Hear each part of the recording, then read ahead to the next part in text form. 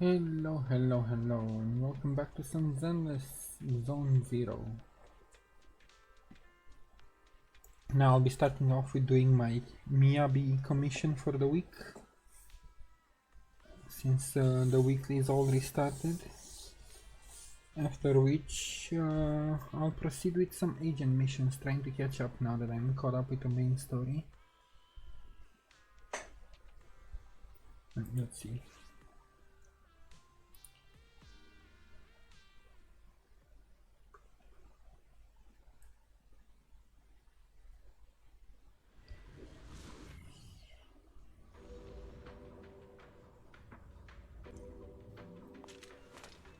I already went through the main story here, so this is just weekly repeatables.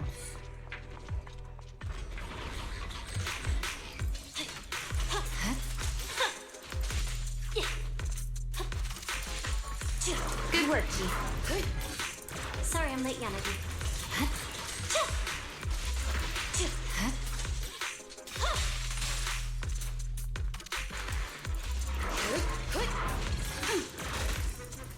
Fine. Weakling.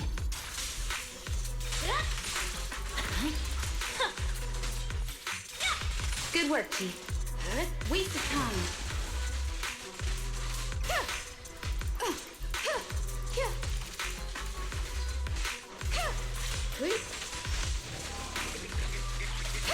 Yanagi, I'll handle it. It's over. Let's finish the job.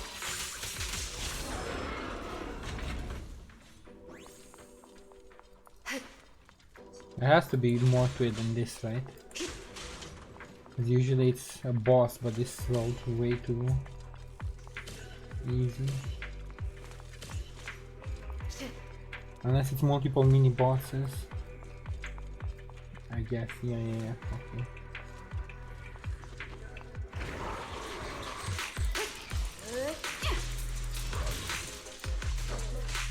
Watch your six.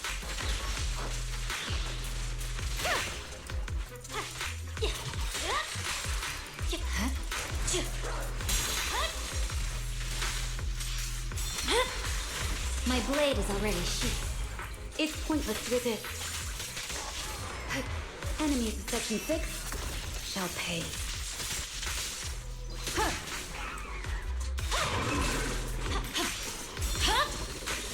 It's over. Press forward. I'll hit her. Yep.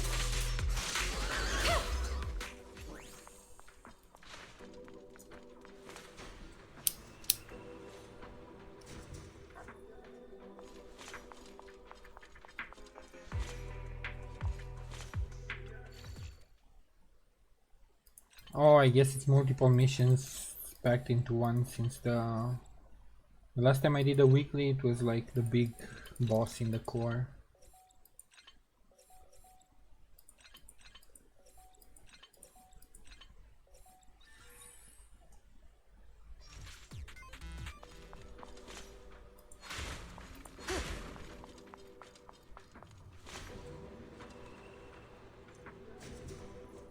And now it's a bunch of the mini missions I did along the way stacked into one.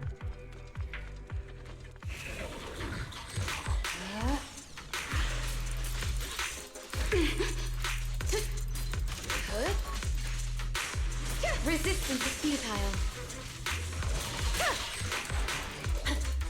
Victory, the only option.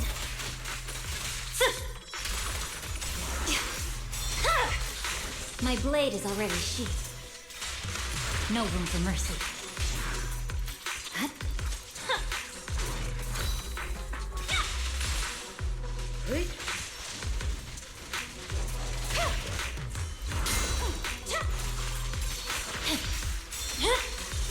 Weakling. Scatter!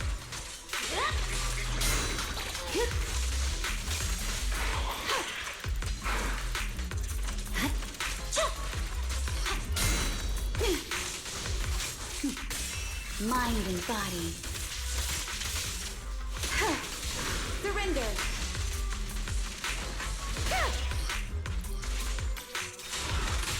Let's finish the job.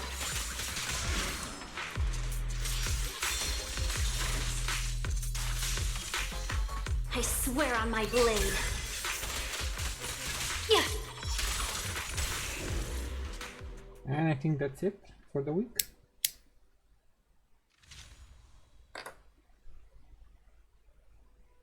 Yeah. Easy enough, I guess. And slowly I can max out Tsukishiro's skills as well.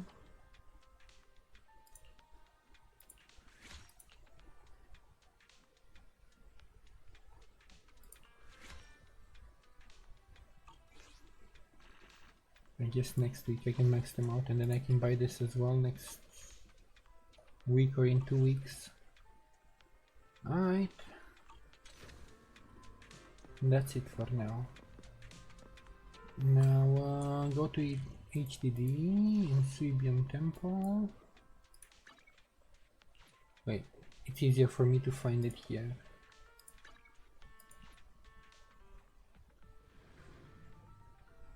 Because I don't know exactly where the video archive is in Suibian Temple. No, I'm not doing seed mission yet. So I did this, I did Echoes of Silver, and then I was left at Trigger.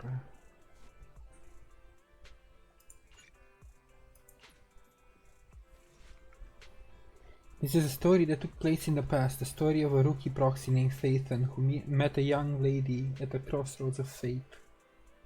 Oh. A rookie proxy named Phaethon.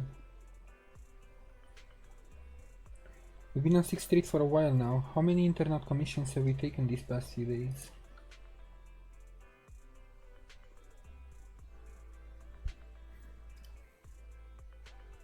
We're still newbies, so you know how it is.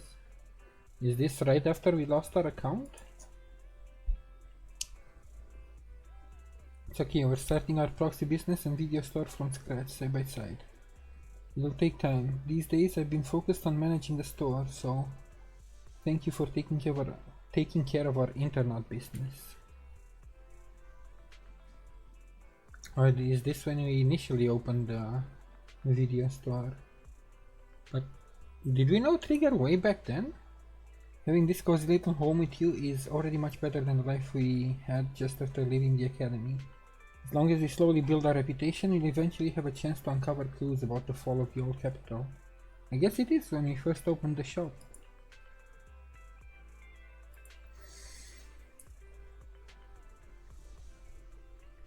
Your enthusiasm really is something, but your troubles will soon be resolved. I saw how hard you've been searching for commissions. So, these past few days, I found an intelligence broker on the internet who can introduce commissions to us. As long as we can establish a long-term partnership with this professional intelligence broker, I shouldn't have to worry about getting commissions in the future. As your older brother, I also want to be able to help you.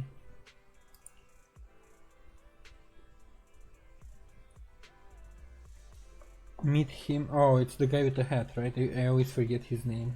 Our OG intelligence broker before we met Venus. A sudden knocking comes from the door. He's here, just in time.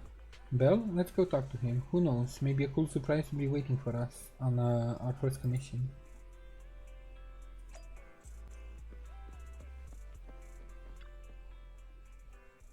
As the front door is open, a man in a suit walks in. Although he wears a friendly and reliable smile, there is still something slightly off about him.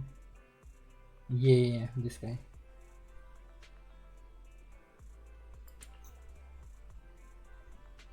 Nice to meet you. Oh, Shepard, yeah.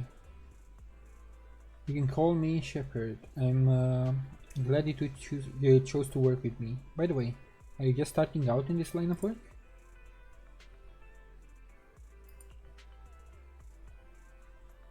It's normal for rookie proxies like you two to have a hard time finding commissions, but please, don't worry. As an intelligence broker, I exist precisely for people like you. Let me check my notes. Your name is Phaethon, right? What kind of commissions do you usually specialize in?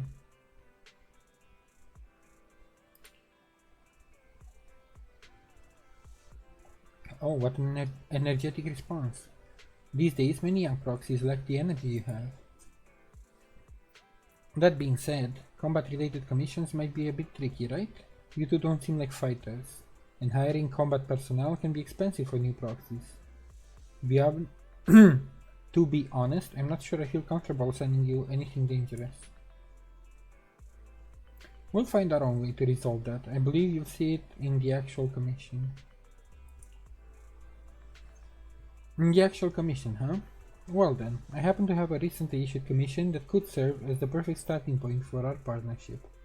I believe this commission is the perfect difficulty to assess your abilities. If you're interested, let me explain the details. Shall we move to a more convenient place?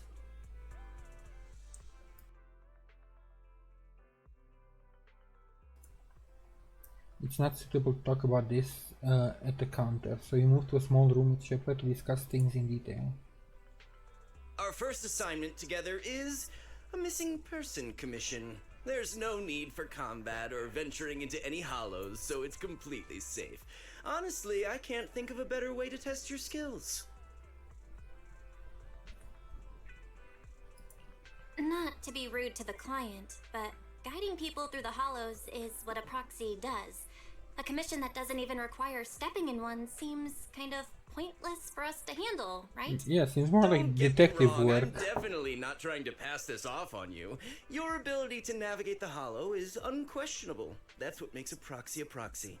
But this role involves more than just that, and this commission is a perfect opportunity to demonstrate those other skills.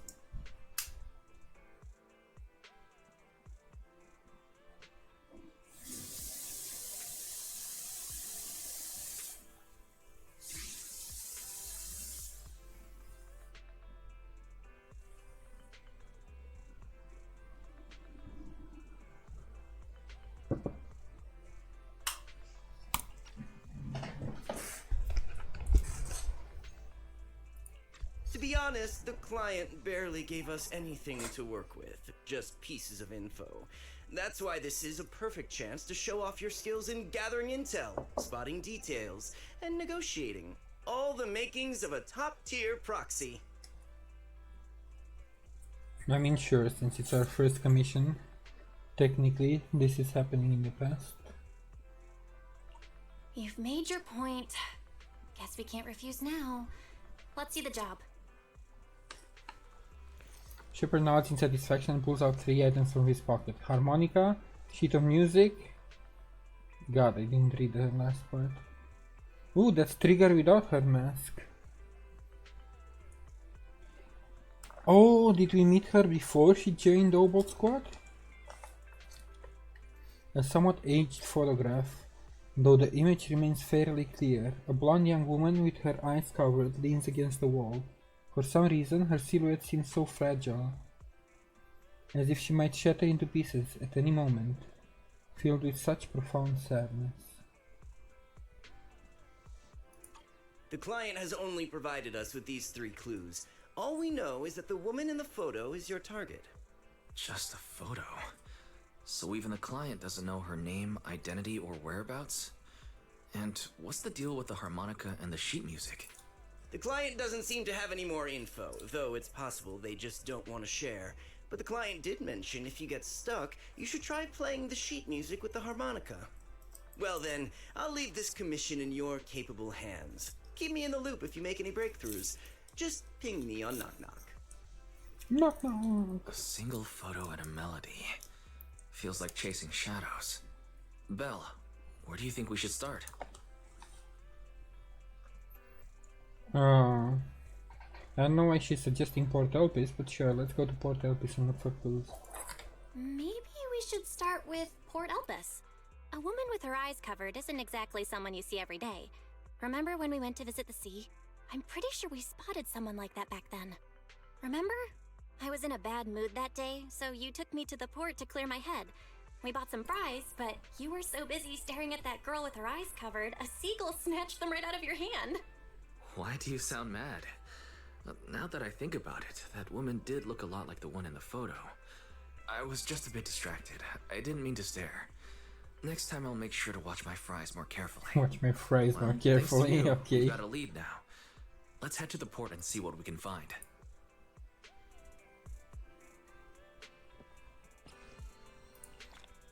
Oh, since this is already finished while I'm here, give me a second.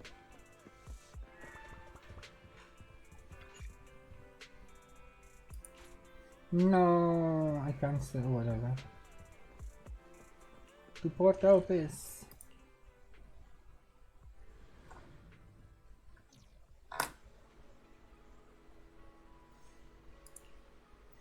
It was a week ago when we saw that lady, and we can't be sure she's the person we're looking for. Even if she is, it's uncertain whether she's still around here. I mean, we can ask around.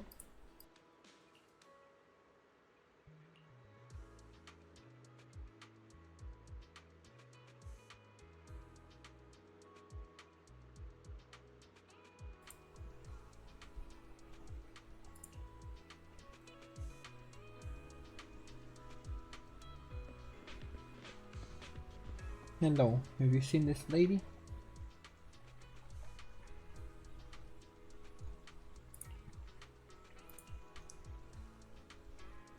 I remember seeing this girl before.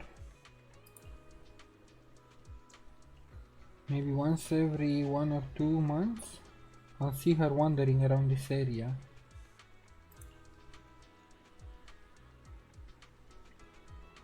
Also, she comes here every now and then. Never spoken to her and she doesn't seem to interact with anyone around here, so I don't really know much about her.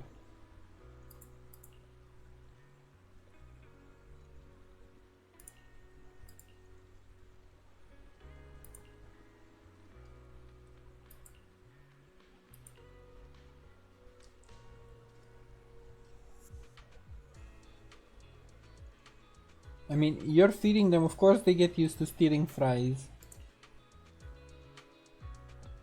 Don't feed the sea rats.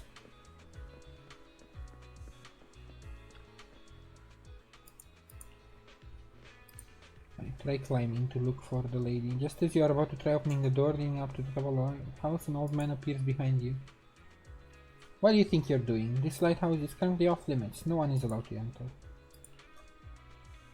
If I hadn't showed up, you'd just come straight in, wouldn't you? This lighthouse hasn't properly been maintained for years. If something happens to you... Oh, because this is probably before we repair the home. I mean, did the whole quest with this guy.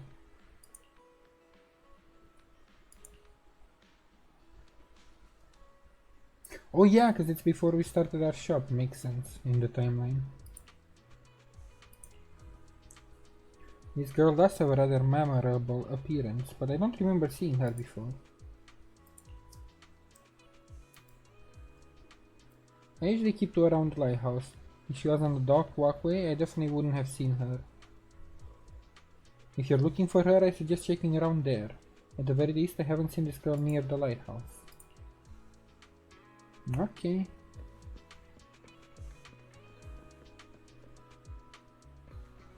Can I get up? Oh, I can get up there.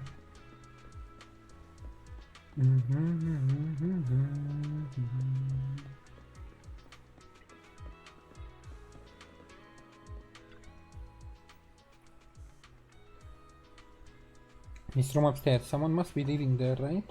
If the blindfolded woman has appeared around the port, maybe whoever lives here has seen her.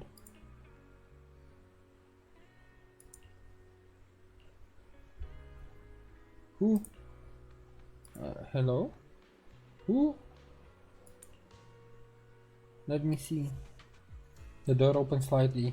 I carefully hand the photo over and within 3 seconds the person returns it. Never seen.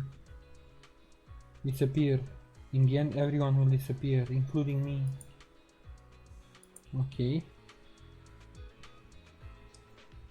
I've asked a few people but none of the clues seem particularly useful. I should head back and discuss our progress with Wise. But I haven't checked the docks yet.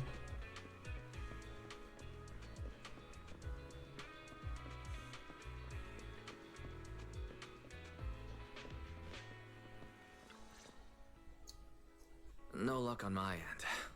Belle, did you find anything? I was wishful thinking to assume that a quick stroll through the port would solve this. But since we're here, Might as well give the harmonica a try. Whether it works or not, you owe me some fries before we head back. I'll do whatever you say, but Belle, would you mind giving the harmonica a try instead? I'm curious to how it sounds. Wow, you sure know how to set me up. I'm telling you now, though, I can't promise what it'll sound like.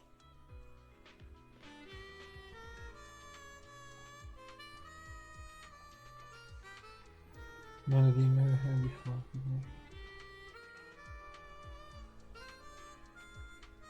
That sounds like a jazzy tune. It was pretty accurate? Whatever, you think it sounded good at least. How do I put this?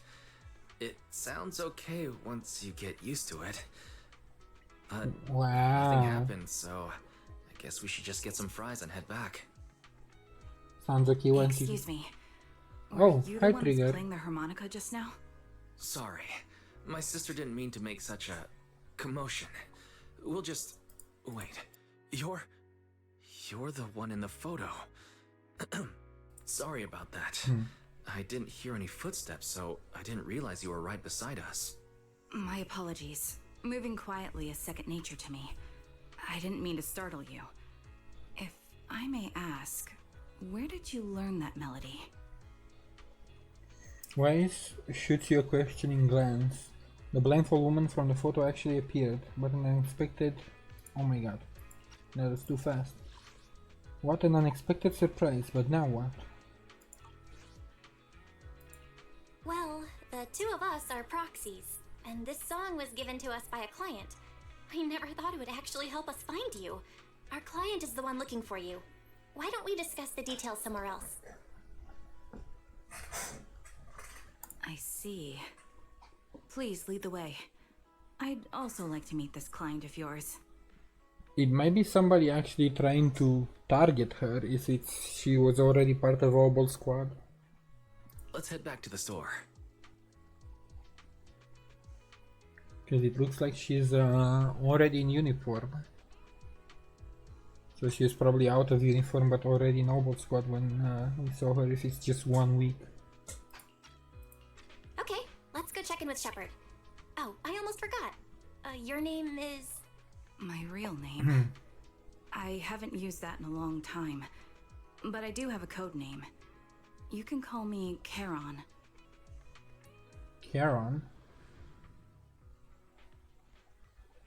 You return to the video store with a woman who calls herself Charon.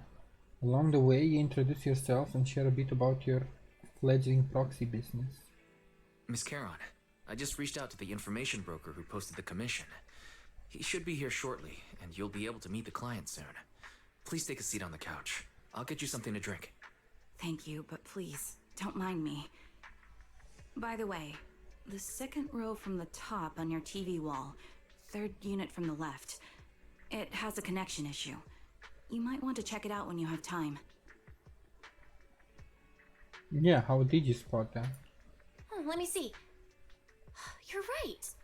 How did you know? No wonder there's been some lag lately. I rely on my hearing.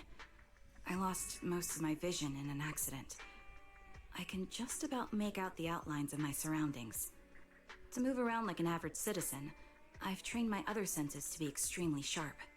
I heard a faint buzzing sound. By moving around the room and noticing the change in sound, I was able to pinpoint the location of the faulty TV. Sorry.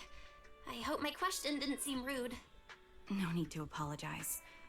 Vision isn't the only way to perceive the world. As proxies, you two should know that better than most. Anything that can be seen with your eyes can never be considered a secret. A subtle silence fills the room. It's clear you each have secrets you don't want to share with the others. Wait. And there's an unspoken understanding between you. As the silence is on the brink of becoming awkward, a knock sound from the door outside. It's me again! You two found the target already? Wow, Phaethon, you guys are incredible. If you're always this fast, you could take on anything. High efficiency? It's nothing really. By the way, didn't the client come with you? Charon here would like to meet them. Where to start? It's great that you were able to find the woman in the photo, but there's a new problem. I can't get in touch with the client anymore. There's been no reply from his Knock Knock account since yesterday. I brushed it off at first, but there's still no reply today. Just when I thought he might have skipped town, his account suddenly sent me a location, the edge of a hollow. Who sends something like that in normal circumstances? Suspicious. Sending a location from the edge of a hollow? That's anything but normal. And the client hasn't responded at all? Either way, I'll keep trying to reach the client. I hope he's alright. Let's stay in touch for now. We won't be wrapping up this commission for a while. Sorry, but I overheard your conversation. Could you share that location with me? If I investigate the hollow, I might pick up some clues. You're Miss Charon? No offense, but the hollow isn't somewhere just anyone can waltz into. Without a carrot or combat personnel, it's a death trap. You should wait. She's I'm the a combat soldier. I personnel. served with the Eridu Defense Force under the Crystal Barrel Division. Even after retiring, I've made countless trips into the hollow. You can trust in my combat skills. And where are the heart rates of proxies? you and the two proxies here seem to have just spiked. Don't worry. My military days are far behind me. I have no current ties with them. As for getting into the hollow, proxies, can I request your assistance? I don't know anyone else who could guide me. I'll pay the commission fee as best I can.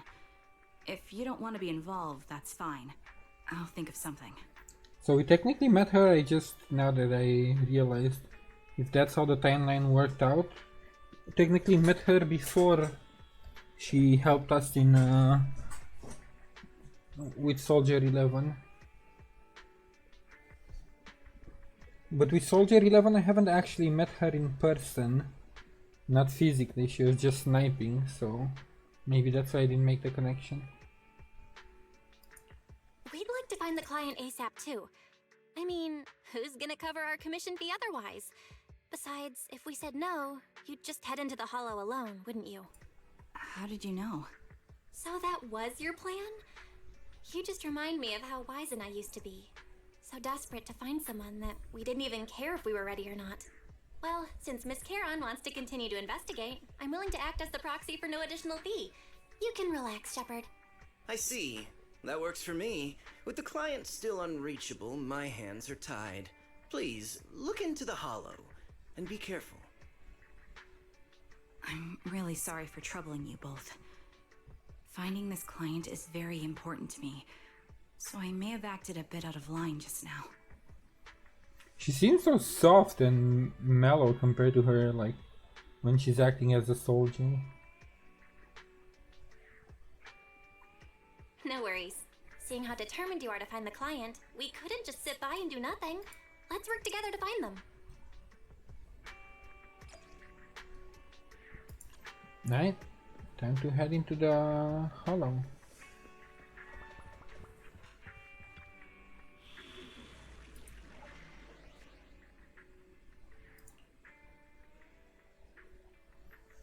You have my complete support. You know, I read Tsukashiro Yanagi, awaiting orders. Starlight! It's Starlight Nights, let's go! Starlight Nights! Oh, let's go. Being my usual team.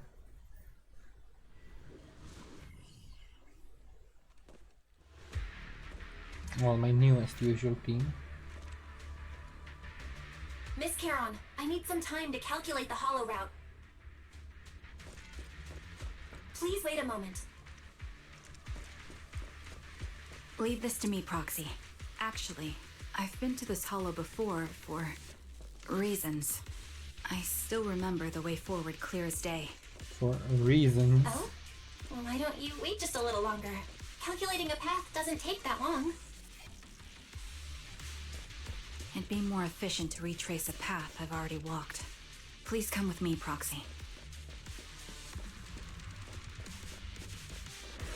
I'm trying to take it slow so I don't cut off their voice line. Feel the power of Starlight! Because I'm probably just gonna blast the combat anyway. I'm coming, triggers!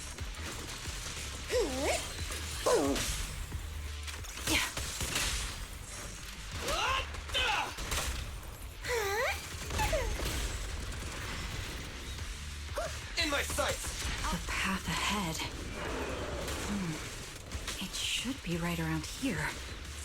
I wasn't here too long ago. One moment, Proxy. I might have misremembered. I just need to think. I'm sure you're well aware that hollows undergo periodic spatial distortions and reconstruction. Show no mercy. That's why each time we enter, we need the most up-to-date current. You're not lost because you can't remember. Rush attack! After you left the hollow, spatial distortion occurred. Sorry for being so presumptuous, Proxy. I got ahead of myself and made things difficult for you.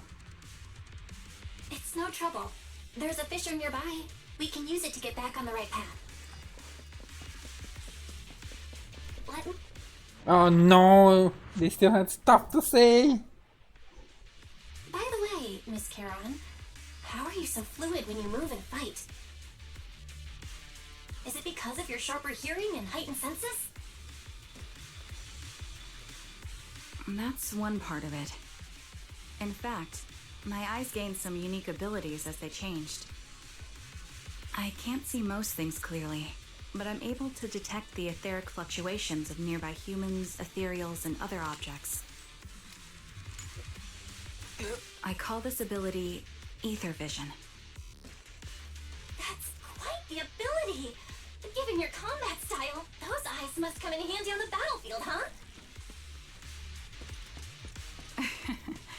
That may be so.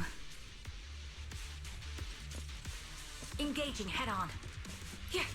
Ether vision activated. But I wonder how she got her injury. Adjusting for wind. Did they ever explain that? The enemy is ambushing. Support ready.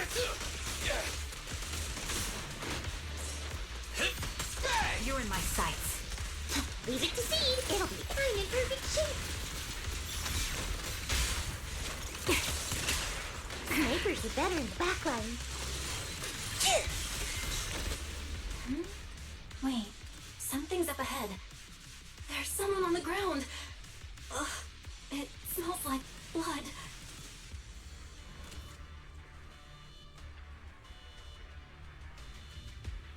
A man and a woman lie collapsed on the ground with the unmistakable smell of blood emanating from them. Following the source of the scent, you see bullet holes on their bodies. No signs of breathing. Their heartbeats and pulses completely gone. These two are dead. Cause of death appears to be severe blood loss from long-range gunshot wounds. Time of death probably within the last 1 or 2 hours, just before we enter the hollow.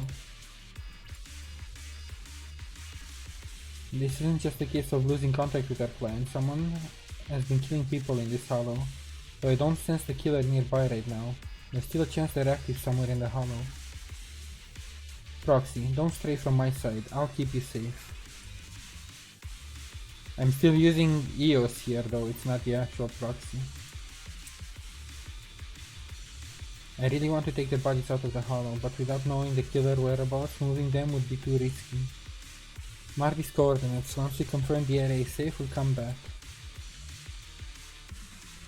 I'm sorry, the ground must be cold. May you rest in peace. What could have happened? Who did this? Given the depth of the wound and the caliber of the bullet, the killer was a sniper, just like me. Proxy, stay vigilant and get behind me. The killer may still be nearby. They seem to have no qualms when it comes to killing. Let's press onward. I feel there may be more victims, and I hope nothing's happened to the client. The surrounding ether levels have significantly increased. What's going on? Pin them down. Hold on. Let me find what's causing the ether level increase. Up ahead, there are multiple devices leaking ether non-stop. Those are high-pressure ether storage tanks, filled with highly concentrated ether. As soon as the valve is opened, the ether will flow out at a fixed rate. Such high ether concentrations will make the nearby ethereals more active and cause more to show up. I'm trying not to cut you off. Dangerous if we keep moving forward. Understood. These storage tanks are high-risk items manufactured by military-industrial companies. They're rare, even on the black market. Several of these storage tanks appearing in the hollow is a clear sign that our opposition has malicious intentions. Let's find a suitable sniping position and disable those ether storage tanks along any mission-critical paths. Plenty of bullets! My ether vision ability is perfect for dealing with such ether-laden objects. Side front! Let's take care of these leaking tanks to lessen the threat of ethereals in our path. Then we can proceed. Full speed ahead, Seed Senior. Now I can finish the Give him a fight. full salvo, Seed Senior. Seed Senior. I'll pierce right through. Recalibrating. This bullet will reach its mark. Target locked. What are you waiting for? To catch a bullet? Order received. Boosting firepower.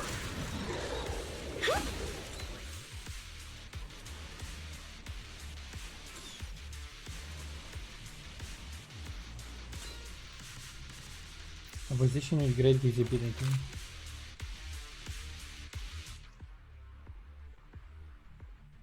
Click for single shot. When a blue flash appears on the muzzle, you can perform another single shot. Otherwise, rapid fire will be triggered.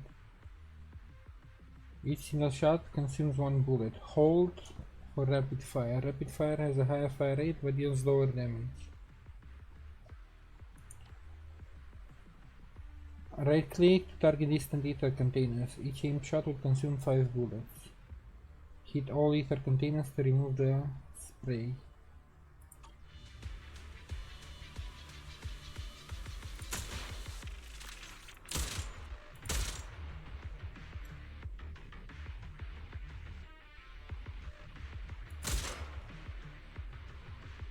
Doesn't seem to actually remove them.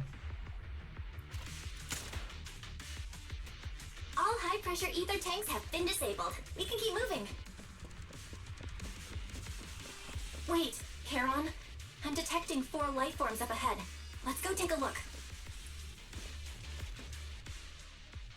Proxy, there are 4 people over here. They're all still alive. I'm not detecting any ether fluctuations from any other life forms nearby. Great, that's a relief. Charon, can you confirm their condition? Confirmed. 1 is seriously injured. A bullet pierced their lung.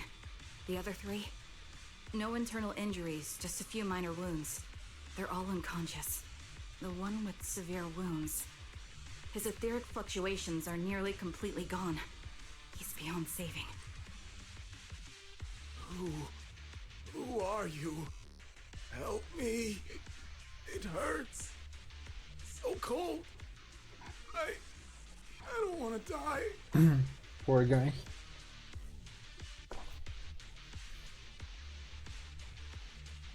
There must be something we can do. I'll contact the hospital and we can get him out of the hollow. His internal organs are ruptured. He'll bleed out long before we can get him out. No rescue team can beat the clock when life fades this fast. Am I dying? I just want to go home. Charon doesn't respond. She sits beside the dying man, pulls out a harmonica and begins to play a soft, familiar melody. The tune echoes throughout the hollow, heavy with the scent of blood.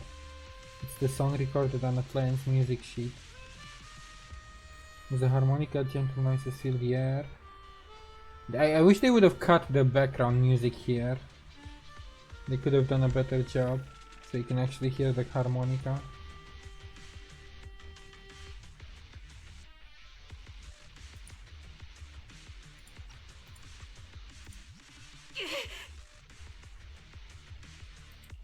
Charon, are you okay?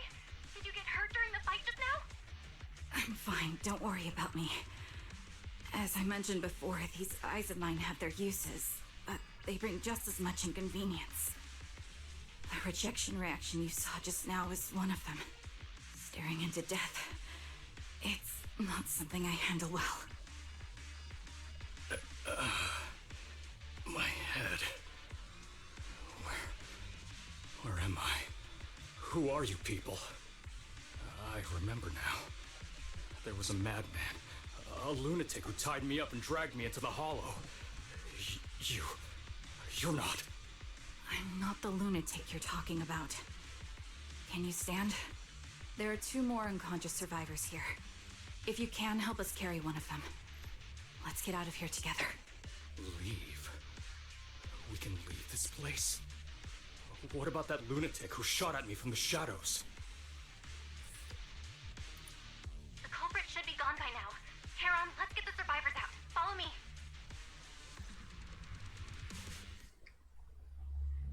I'm glad that she's more interested in actually saving them instead of just pursuing the target.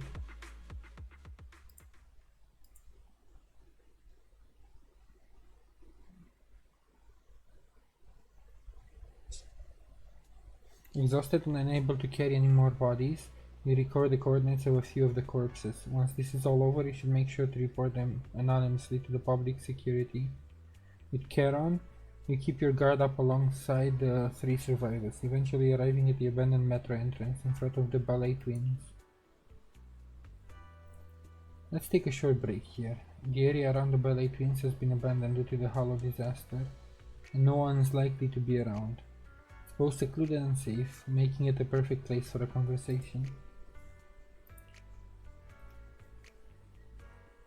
They just escaped from a killer, so we need to check on the injuries and mental well-being.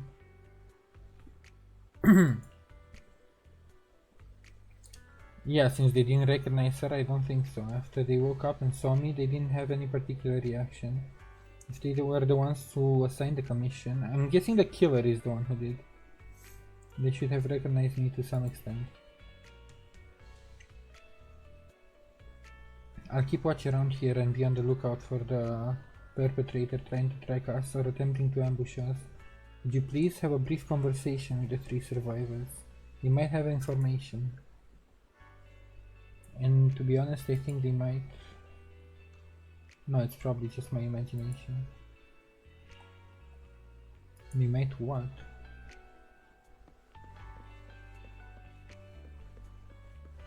Be afraid of her?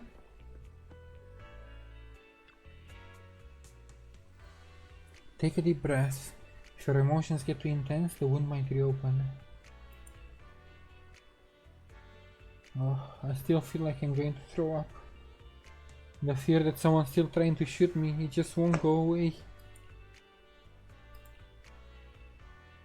I'm okay. Did you save us?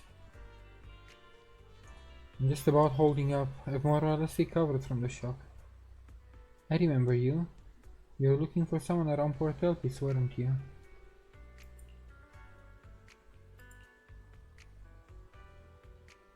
How embarrassing. I never thought we'd meet again like this. Zoe and Erin.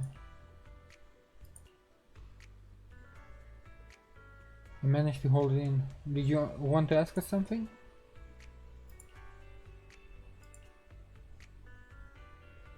Yeah, how did you get kidnapped? Sightseeing at Port Elvis earlier. After that, I was on my way back home, driving along a deserted road, when I seemed to hit something, so I got out of the car to check.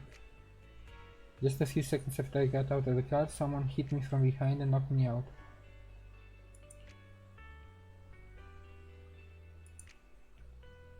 As for me, I was sitting at home with my friend when someone pried open the lock and tampered with our food or water or something. I don't know what they did exactly, but shortly after we ate, we both passed out. God, these are all super fucking scary situations.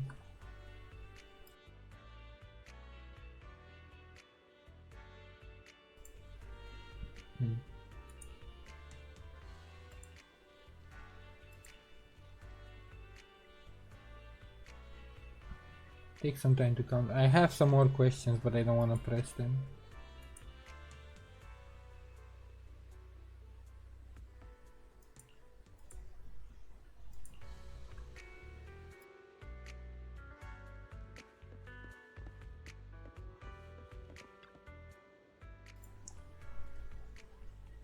Thank goodness, I can't believe it. I'm still alive and out of the hollow. Oh, me? I'm Jesse. I'm so grateful you were there to save me. When that maniac was chasing me and sniping at me, I really thought I was done for.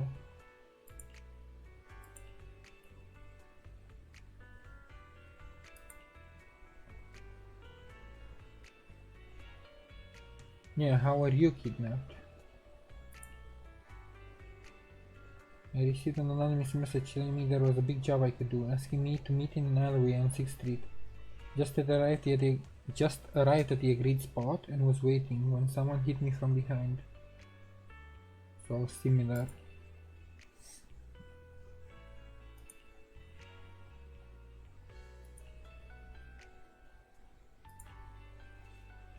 Although I was tied up in the hollow, luckily I always carry a folded knife with me. I tried to shake the knife out of my pocket and cut the ropes, hoping to escape. But suddenly someone shot at me from the shadows. I was so scared that I quickly dropped to the ground to dodge the bullets, but they immediately fired several more shots. I mean, if it's really a sniper, they probably could have killed you. They're probably toying with them. I felt like they never intended to kill me right away. Instead, they seemed to be having fun watching me panic. Every shot scratched me, but none of them were fatal.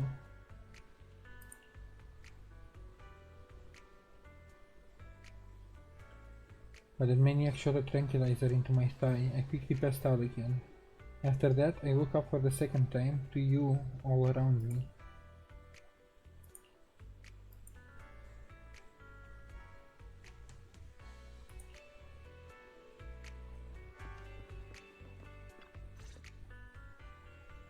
After a brief check on the 3 survivors, you share what you've learned with Sharon. Thank you all for assisting me, even though I'm a stranger. You've given me valuable information. It's the least we can do after you saved our lives. If there's anything else you want to ask, go right ahead. I do have some questions left to ask. Before that, could the 3 of you introduce yourselves? I'd like to see if there's a pattern to how the killer chose their targets. I'll go first. My name's Zoe. I used to be a soldier in the Defense Force, but now I'm just working a regular desk job at a private company. Don't let that fool you, though. I've earned my stripes. I'm Jesse, currently working as an internet information broker. I'm still pretty new at it, though, so I can't think of any reason someone would target me. My turn? I'm Erin. I was also in the Defense Force, but now I'm unemployed. Actually, I have a question for you all. So both the women were in the Defense When Force. you were in the Hollow? She's about my height, with shoulder-length blonde hair and a mole under her eye. We were kidnapped together, but I can't find her anywhere now. If I recall correctly, we didn't come across anyone like that in the Hollow, among both the survivors or the bodies. It's all right. I'll keep looking. I hope she's okay. We were always inseparable. We even planned to visit Scott Outpost together for Remembrance Day. I never thought something like this would happen. So a broker, an information broker, and 2 women from the Defense Force. So he was probably looking for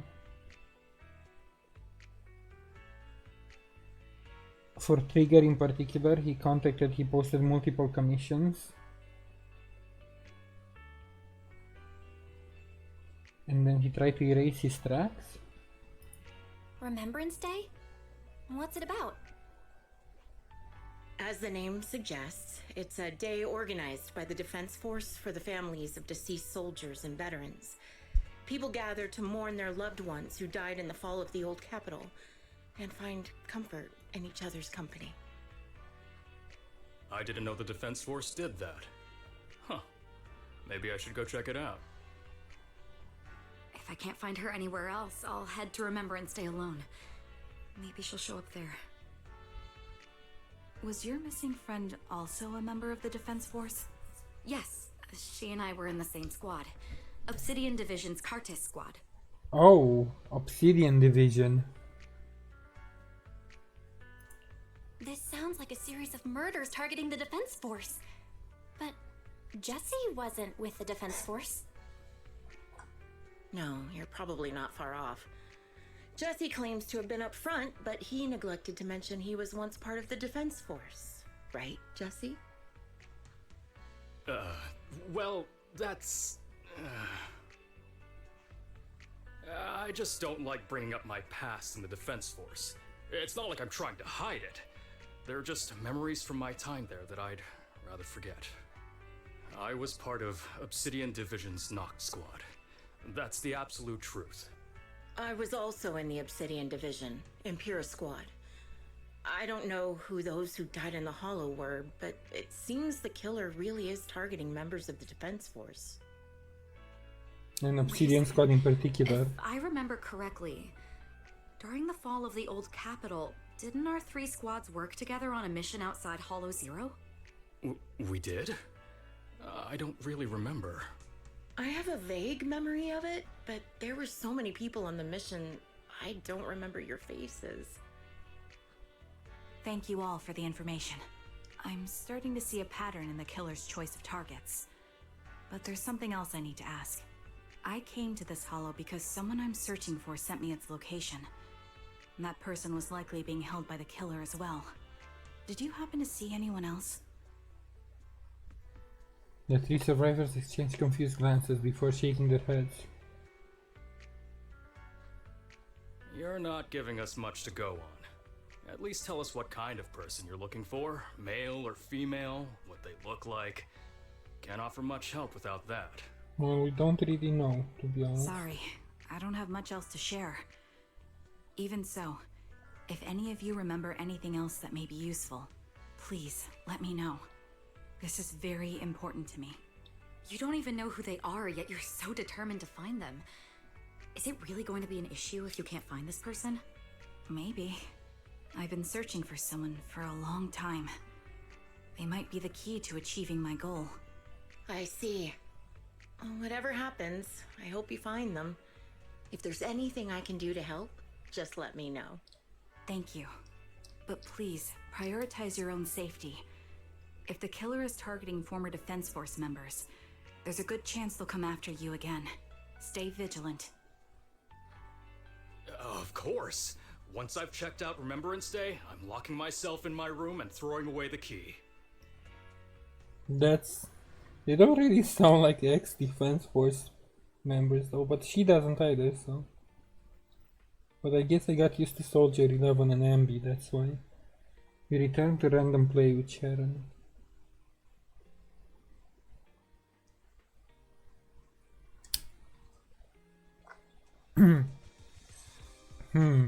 Even after questioning those 3 survivors, the clues we have so far are still insufficient.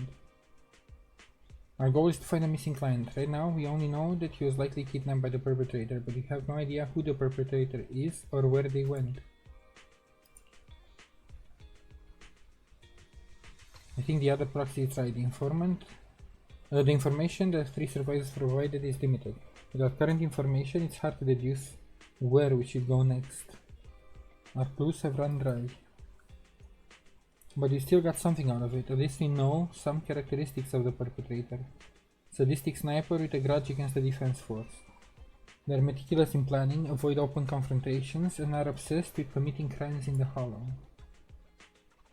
With these characteristics and the Hollow coordinates, we might be able to deduce the general area where the perpetrator operates, as well as a potential base where they might have placed the kidnapped victims.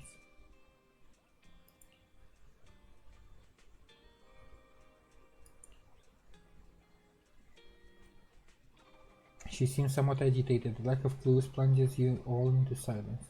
Just as you're about to accept reality and start organizing the current clues to narrow down the search.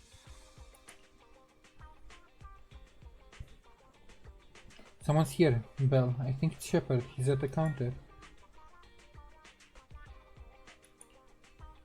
He seems like he ran over here. He seems. Bring Shepard into a room where he can talk. Phaeton, you've already been to the Hollow and made it back safely?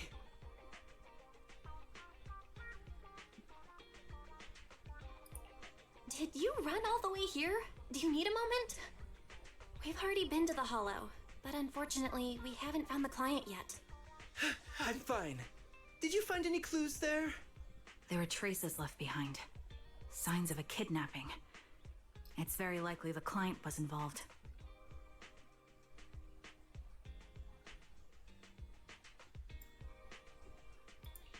Yeah, it seems the client was kidnapped, brought to the Hollow, and later moved again. We are still looking for clues. But why did you rush over to the store? Did you find anything? Well, just take a look for yourself. Shows you his phone. About 10 minutes ago, the missing client sent him another location on Knock Knock. There were no other messages.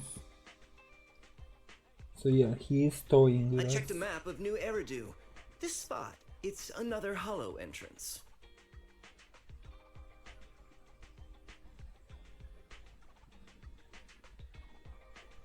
They're being very sus and using... Like, I've worked with Shepard long enough that I don't think it's him, but... We've been chasing dead ends with absolutely no clues, and now one just appears out of nowhere? Something smells fishy here. You're sure it's just a disappearance for now and nothing more serious has happened, right? If that's the case, the situation is still manageable. No matter how shaky the clue is, let's keep investigating. Just be careful. Any casualties and this will become something beyond our control. At that point, stop the commission and contact me. I'll bring in some professional Hollow experts to deal with the situation.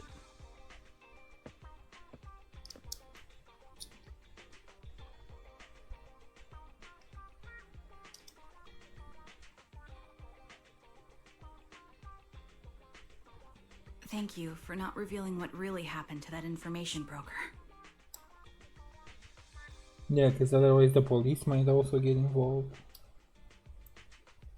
Like we're gonna lose control of the situation. Don't mention it. But I have to ask, why are you doing this? Calling for help might have been the safest way to handle the situation. The killer is a sniper who has no qualms about taking lives.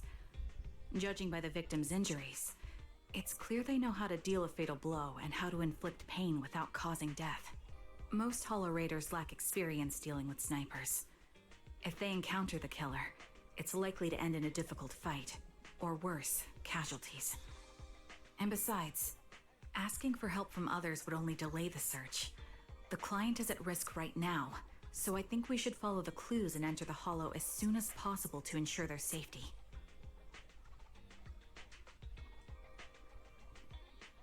I still think the client is the sniper. I helped you keep this from Shepard, but I have to admit, it's just too dangerous. What if this lead is a trap? Who even knows who's really behind the client's messages anymore? I understand, I really do. But what if we're late and something happens to the client? Why is the client so important to you, Charon? Would you be willing to tell us? Good question. Are you so set on finding them because they're connected to the person you've been looking for? The client's true identity might be the very person I've been looking for. And if not, they most certainly have some vital information. Since leaving the military, I've spent years searching for my missing teammates. They were more than just comrades who trusted me with their lives. To me, someone raised as an orphan, they were family. I've scoured countless hollows in every corner of New Eridu to find them, but I've never found a single lead. Until I met you and heard that melody on the harmonica. It's called Homecoming. My squad leader composed it. Only our squad knew it. And yet that client of yours not only knows the song, but also gave you the sheet music. My brain zoned out for a second. I think I missed some of the information.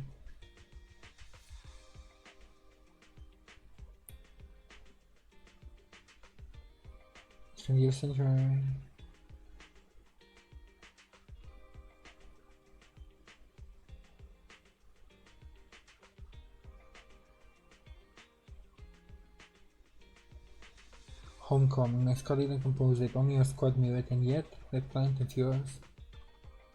So it might be somebody from her squad. Okay, okay. My brain completely zoned out for a second. Please, Proxy. This client is the only lead I have left. I'm certain my teammates are still alive. If this trail goes cold, I don't know when I'll get another chance to reunite with them.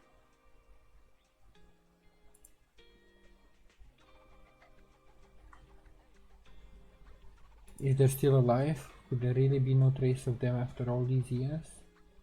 Why is his gaze towards you seems to convey such a question? But then, thinking about how you're also searching for your teacher, it doesn't seem all that hard to understand. I get how anxious you must feel. Let's face this together. But this time, we really need to be extra careful. Thank you, Proxy. I feel much better knowing I have your support. You can trust me. I'll protect you if the killer is really waiting for us in the Hollow. We'll make it out in one piece.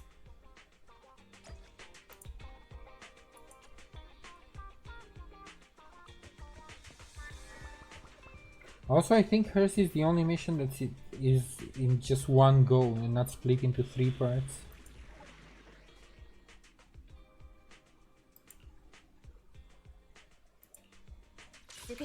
You know, you have my complete support. Starlight, I'm ready to roll!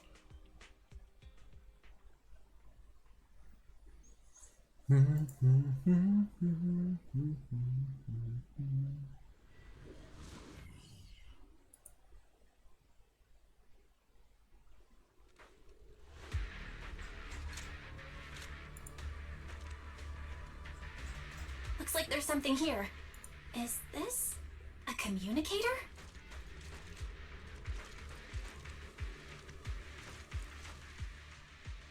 Proxy, look at this. A communicator left right at the Hollow's entrance. He's clearly targeting you. Like he wants something to, or they want something to do with you. Why is there a communicator here? It doesn't look like it was randomly left behind. There's hardly any dust on its surface, which means it was only placed here recently. It looks like someone wants us to use it. Oh, such decisiveness. Following random location info without even thinking twice. I'm glad, Sniper of Liar Squad.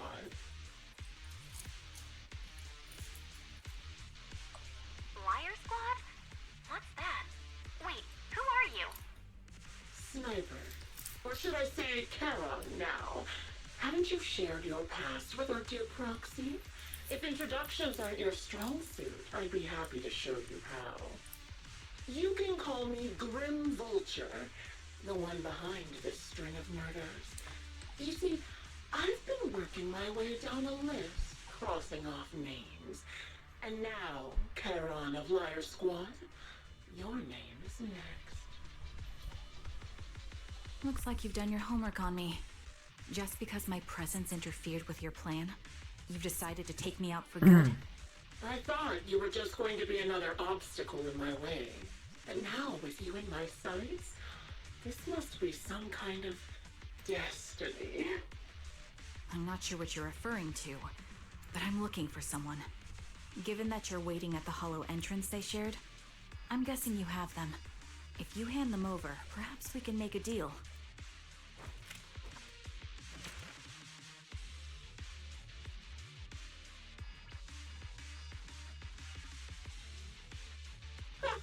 So your version of making a deal is stalling for time to locate me and lining up your shot? Can't say I'm surprised. After all, that's exactly what I plan to do too. You seem to have rather unique eyes, but you'll never get the chance to hit me. After all, no one's better at counter-sniping than me. Seems talking won't resolve this, but I'm not averse to using force. Now that's the spirit! If you're looking for someone, why not search the Hollow for clues? Providing you can survive both my attacks and those of the ethereals, of course. Oh, and I've prepared a little gift for all your trouble. if you still have that determined look on your face after seeing it.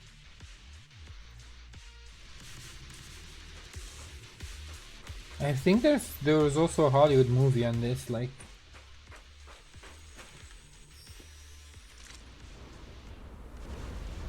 actually several movies. Watch out for Grim Vulture taking shots from afar. Recalibrating. Ugh, is there nothing we can do?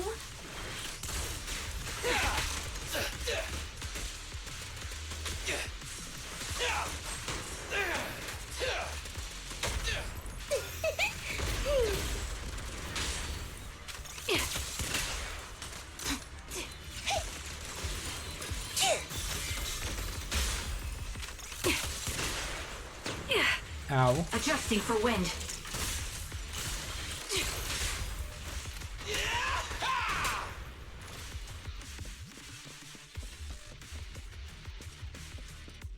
I found a box. Something feels off about it.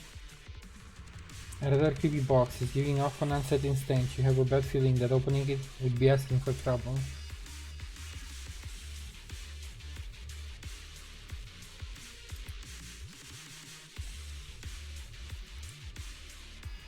Bloodstained, tattered military cap, carelessly crumpled and stuffed in the corner of the box.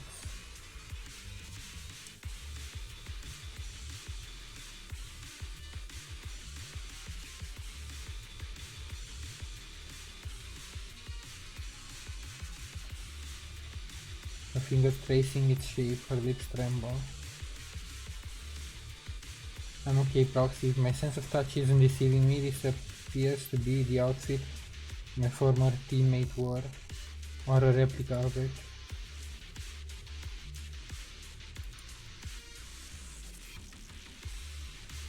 As she chambers another round, you can sense.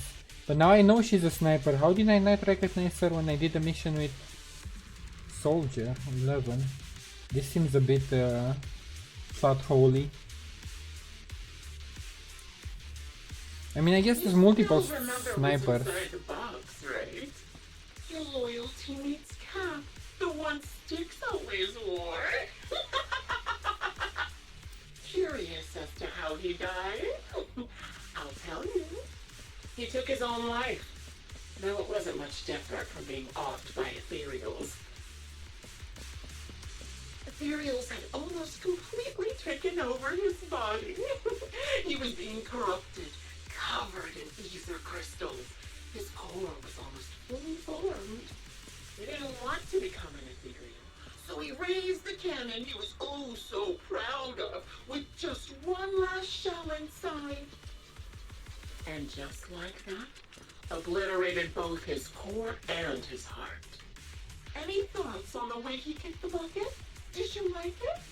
Do you think I made the whole thing up? Or did it really happen? Shut up.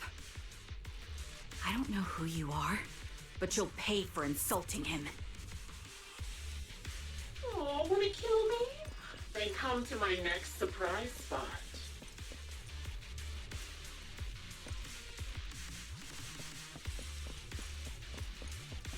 She or he is really messed up, whoever the sniper is.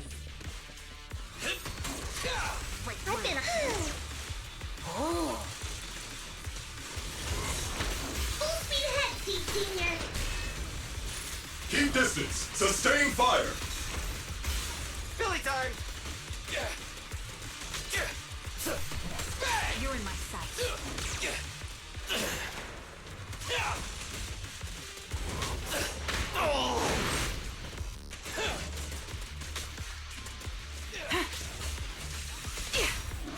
My bullets never lose sight of their target. Hit the core.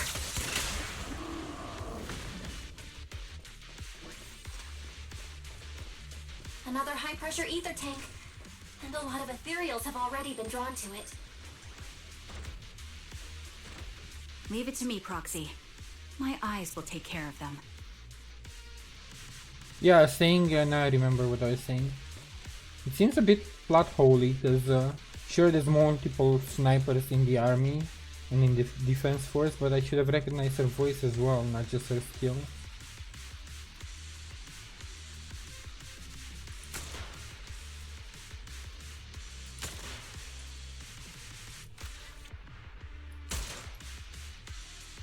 We did it, Proxy. Let's keep moving. I want to catch that murderer as soon as possible.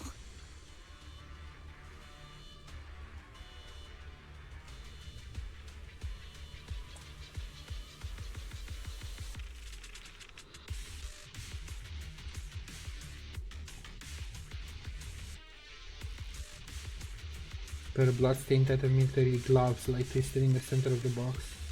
Whoever placed them here hadn't just tossed them in carelessly. They had been deliberately arranged with a malicious intent.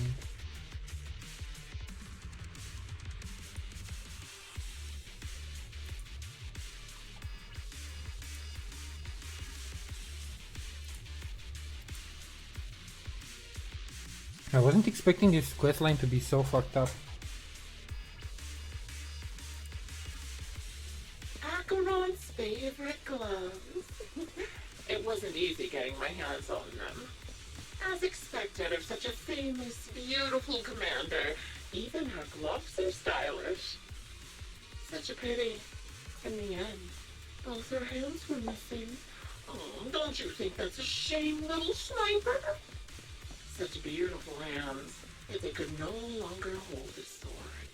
Ethereal's gnawed off her arms and part of her leg as well. But she still had some backbone. She stood tall, even in death. It's just as I said. She died from multiple fatal wounds. Even the most beautiful flower will wither without protection. Won't it? Now, do you think I'm telling the truth or a lie this time? How long do you intend to keep up this game of cat and mouse? Sight. I'll be coming to your hideout soon. Wipe that smile off your face and wait. Wait and see what I'm going to do.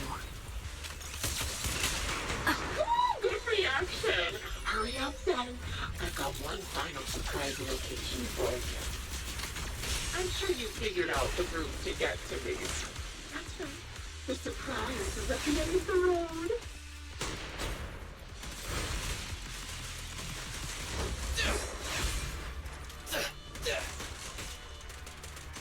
Count on me! Unleashing maximum firepower! Here comes the big one! Stand still! Show no mercy. Time to water the plant! Hit the core. Time to pin them down.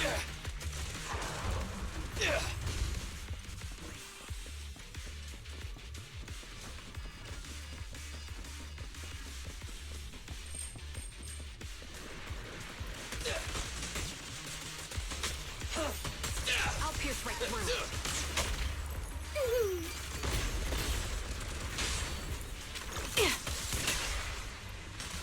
Ether vision activate.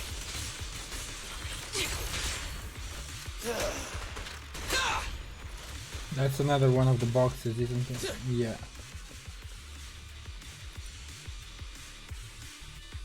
You grab her hand trying to stop her from opening it, but she lifts the box lid almost mechanically. Corner of clothing and severely damaged piece of engineering equipment. Her trembling fingers feeling their shapes. She doesn't speak, neither about the plans for pursuing Green Vulture nor about which of her companions they belong to. Until the communicator in her hands rings again. Congratulations! You found the third box. Inside is... Who was it again? Oh, right. A piece of bloodied fabric from Cocytus's clothes and some damaged engineering gear stained with Leafy's blood. There weren't enough boxes, so I had to cram them together. They're just a medic and an engineer, not exactly combat material, right? Surely you're not mad, are you? Charon's face turns deadly pale. She suddenly picks up the blood-stained items from the box.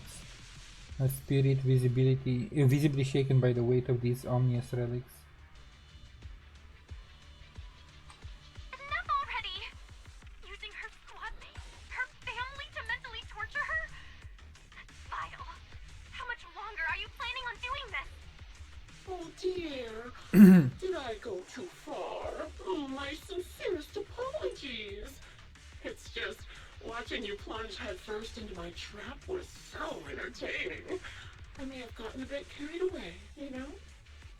Relax. The person you're looking for isn't here. And those are just fakes. I didn't actually take them from her comrades. Her comrades are long since corpses in the hollow, after all. How could I possibly have gotten hold of their clothes? Wait. A surge of rage threatens to drown all thought. Just as you are about to retort, a crisp gunshot rings out. Karen's shot is clean and decisive, carrying an unmistakable intent to kill. But from the response on the other end of the communicator, it seems she missed her target.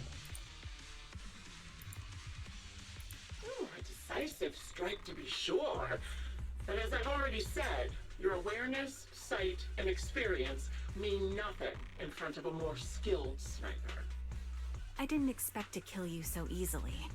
There was a subtle change in your ether fluctuations the moment I fired. That was all I needed.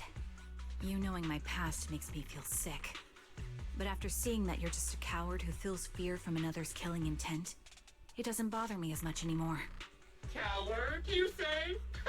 How fascinating! You were little more than a hollow shell before, but now that you've bared your teeth, you've started looking somewhat respectable. I know your composure is nothing more than a facade. You've never truly faced the weight of your comrades' deaths, have you?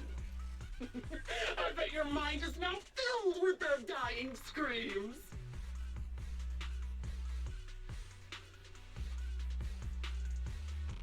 Karen and I both believe her squad is still alive. You can drop the act. Why are you so fixated on Karen? Just because she used to be in the defense force? She has nothing to do with your target. Nothing to do with it? Then why don't you go ask her about it? What surprises me more is you actually believe her teammates are still alive. Don't tell me she dragged you into all this danger without telling you anything. Shut up. If she won't tell you, I will. Those so-called alive squad mates of hers went missing during the fall of the old capital. I'm sure you know exactly what that means. When the old capital fell, countless Defense Force soldiers were either killed by ethereals or became them. The surviving soldiers, struggling to defend themselves, never had the opportunity to carry their comrades' bodies out of Hollow Zero. Obviously, her squad mates, the members of Liar Squad, were among the dead. But since their bodies were never found, she insists they're still alive. Even going as far as to deceive her own proxy. It's laughable. I didn't lie to the proxy. They're alive. I have proof. Someone like you could never understand. I could never understand? Huh. You think it's hard to understand your childish thought process? If you really have solid proof, why not tell me? Come on, let's hear it! My eyes. I lost nearly 90% of my vision during the fall of the old capital. But in return, I gained the ability to see what others can't. Every second of every day for years, I've seen my squad mates. Not as fleeting shadows, but vivid and lifelike. They've never disappeared. They're alive, waiting for me to find them. Why else would I have been given these eyes? That's your proof? Did you hear that? Proxy hiding in the bamboo. She spent years chasing after people who couldn't possibly exist, all because of some ghostly visions. You'd rather believe those visions of your teammates are real-time projections than accept that they're dead. What if I told you the way I described their deaths before was the absolute truth? Will you finally face reality? Or will you keep fooling yourself, believing in ghosts? I guess you'll keep deceiving yourself, because that's how you survive. I'm not lying to myself. I really want to find your squad mates who have been missing for years and were officially declared dead? You couldn't protect them when the old capital fell, and now you're just making up stories to fool yourself. To give yourself some so-called reason to go on, to latch on to any stupid excuse. You're just a selfish, naive coward who did nothing and couldn't do anything when your comrades were dying. She stands there speechless. Grim Vulture's relentless verbal assault has clearly struck home. The little color that had briefly returned to her face drains away, leaving her visibly shaken. Giving up already? At least you've got a shred of dignity left. Nothing disgusts me more than a useless hypocrite. Enough of this. Time to die, coward.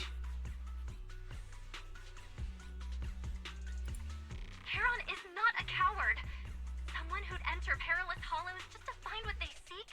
Someone who'd play music to console a dying soul, despite the pain in their eyes, is anything but a coward. At the very least, she's far braver than a criminal like you, who hides in the shadows, enjoys torturing others, and is constantly in fear of being caught.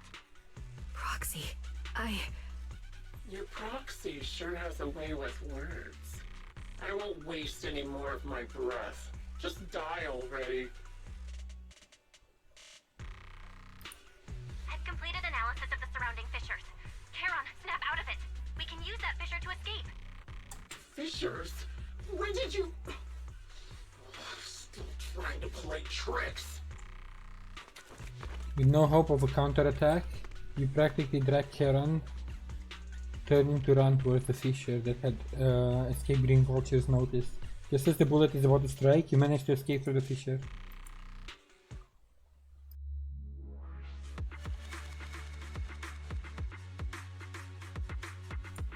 We didn't need some kind of resolution to this. I guess we're going to go back in and actually hunt for Green Vulture after she composes herself.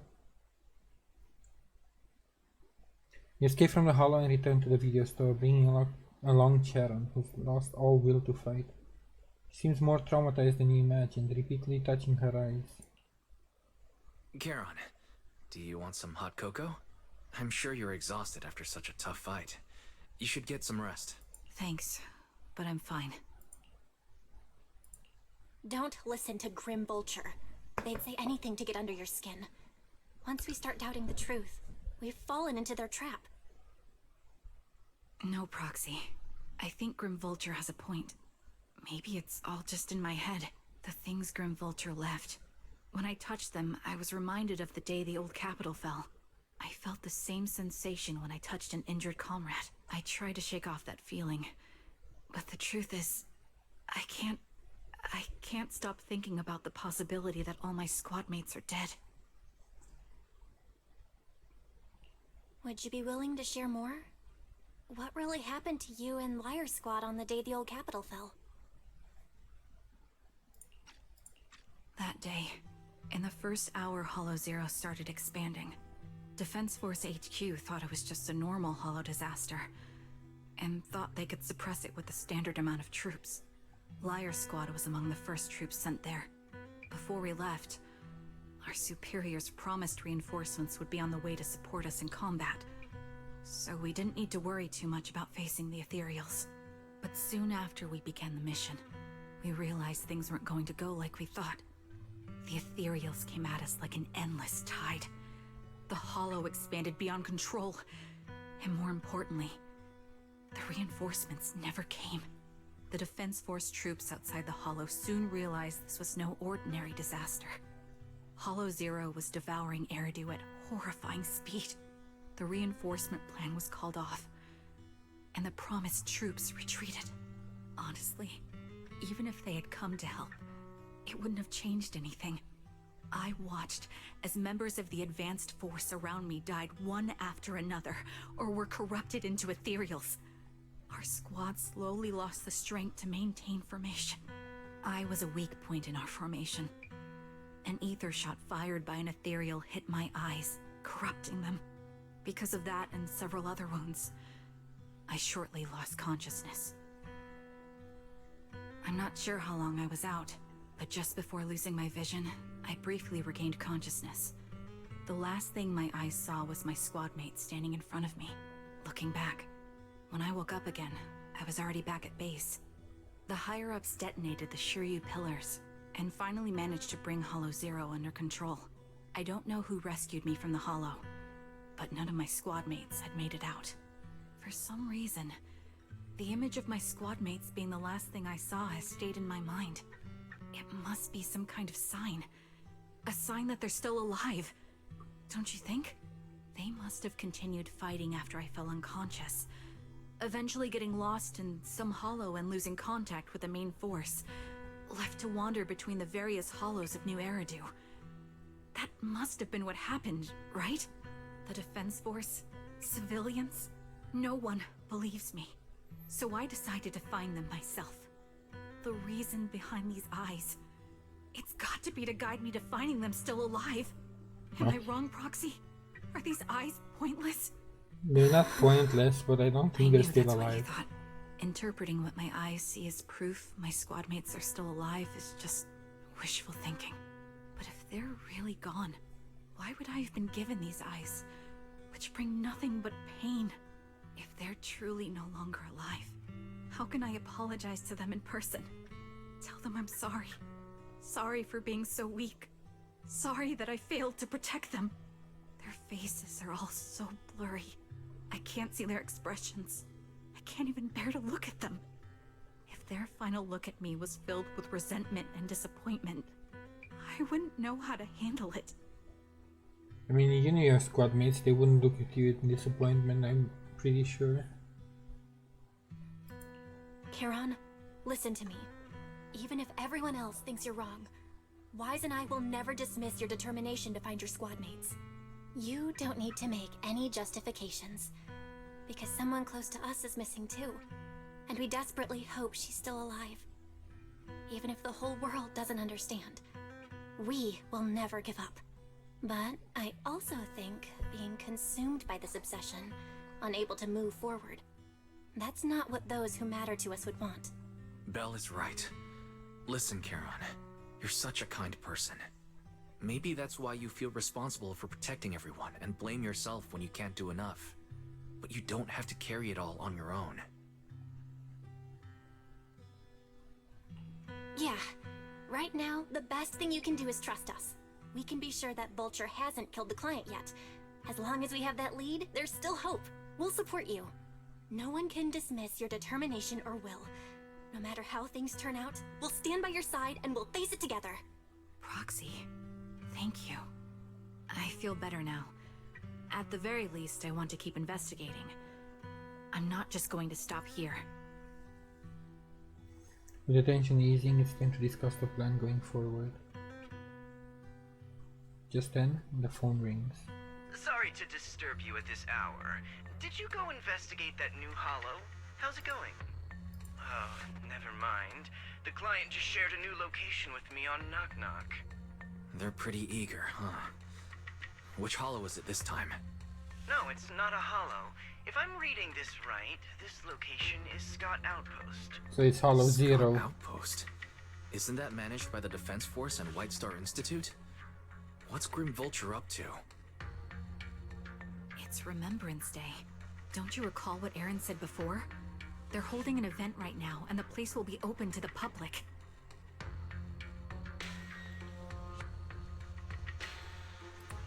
So, they're not trying to lure us into a hollow this time.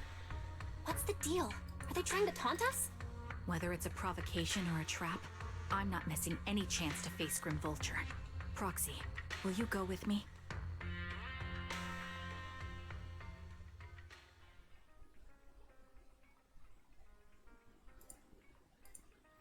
The official commencement of the Remembrance Day has been scheduled for tomorrow morning, meaning ordinary citizens still cannot freely enter Scott Outpost today.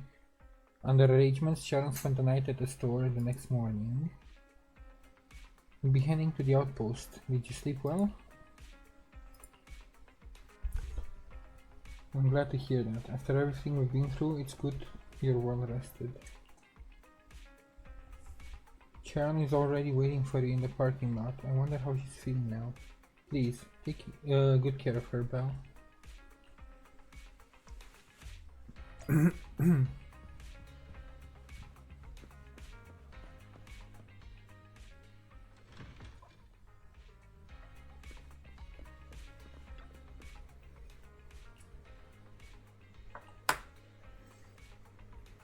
Sorry, Proxy, for losing my composure in front of you yesterday. I think I've gotten my mood back in order now.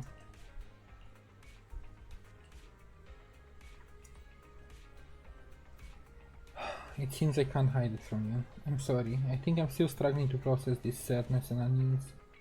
I'm not sure where I should go from here.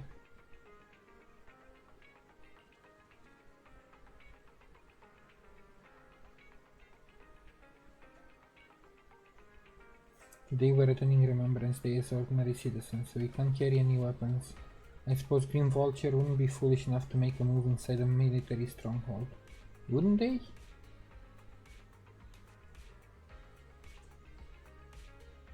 We arrive at Scott Outpost with Sharon. Many citizens have come to Remembrance Day. They must be the relatives of those who gave their lives. For some reason, after coming here, Sharon has been acting a bit strange. Can we explore this place later?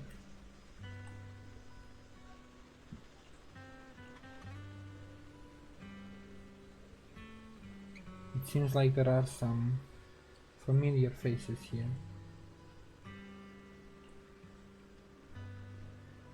I don't think I can face them. If I am not mistaken, they should be the family members of my teammates. I don't know how I should face them.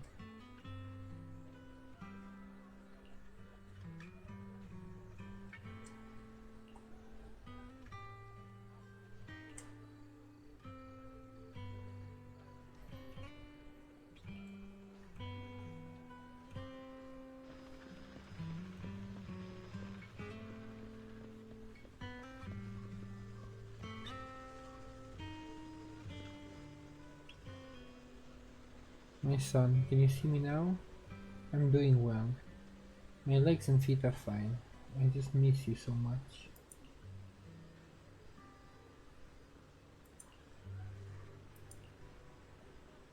I recognize you. I saw you once in the military, after the fall of the old city.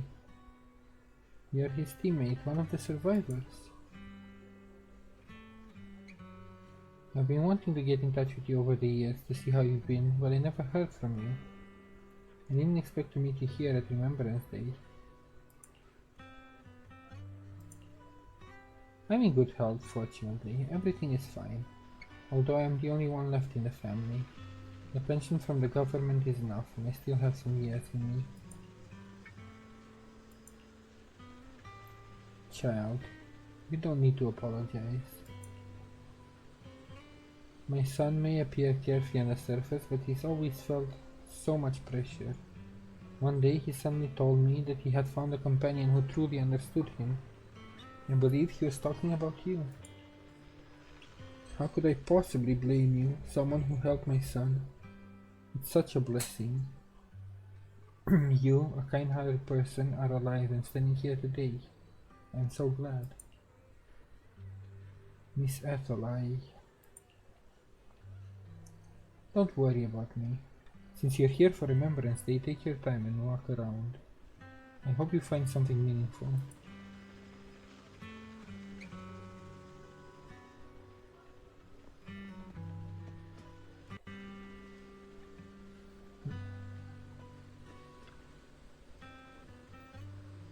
That eye cover, that blonde hair. Would you be my husband, Styx's teammate? I like her hair with the white strands.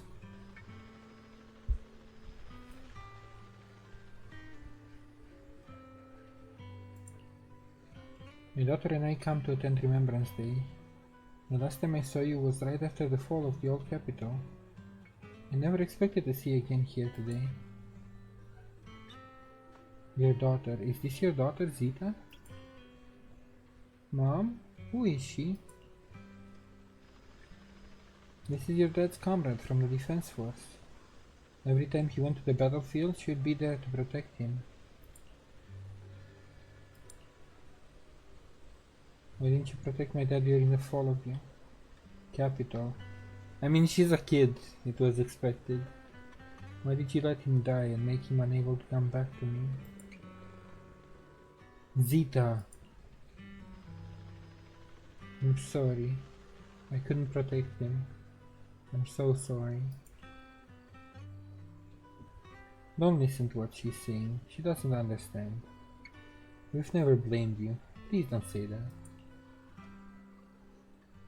You can't say such hurtful things. Apologize right now.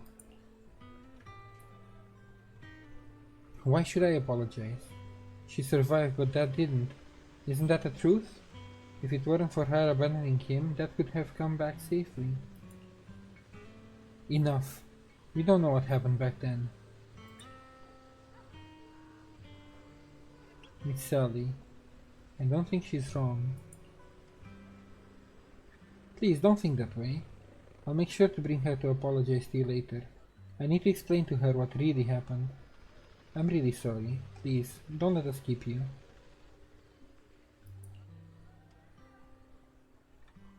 Please remember, all your comrades, including my husband, would want you to see the hope they left behind. I knew that it's gonna be rough with the kid, because like, kids don't understand. And they also don't have a filter. Oh my god, he's such a cute boy.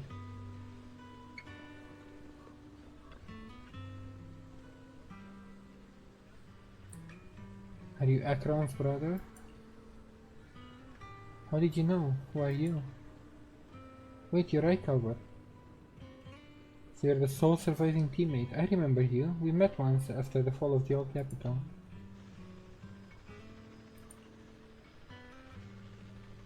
This plushie. It's Akron's favorite plushie. She always kept it in the most prominent spot in her room. I brought it along here. As if bringing my sister's shadows to participate in Remembrance Day. I'm sorry, Mr. Allen. You don't need to apologize. I still remember one time when my sister came home excitedly, telling me that a shy new girl had joined the squad. That girl didn't speak much, but she was beautiful in battle. It was the happiest I have ever seen her. To her, you are a presence that inspired admiration, and a desire not to fall behind. A beautiful soldier who gave her the drive to keep moving forward. You don't have to apologize to me. If my sister were here, she would surely say the same thing.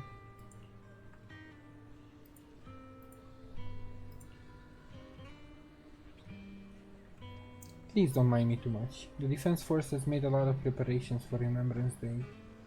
Please, take your time. To your surprise, many relatives of deceased Lion Squad members are here for the Remembrance Day. Is this really just a coincidence?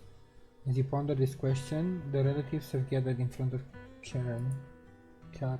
Miss, I'm sorry for being mean to you before. Mom told me you were protecting Dad until the very last moment before you... I'm really sorry. Zito was really young when it happened, so this she freaking was... playback. To the very last moment before he passed out. I shouldn't have said we left him to die. I'm really sorry. Zito was really young when it happened, so she was too little to understand, and I haven't really talked about it. I hope too little to understand, and I haven't really talked about it. I hope she didn't upset you. No, she was right. If only I'd been strong enough to take down most of the ethereals. Maybe they wouldn't have ended up in that situation.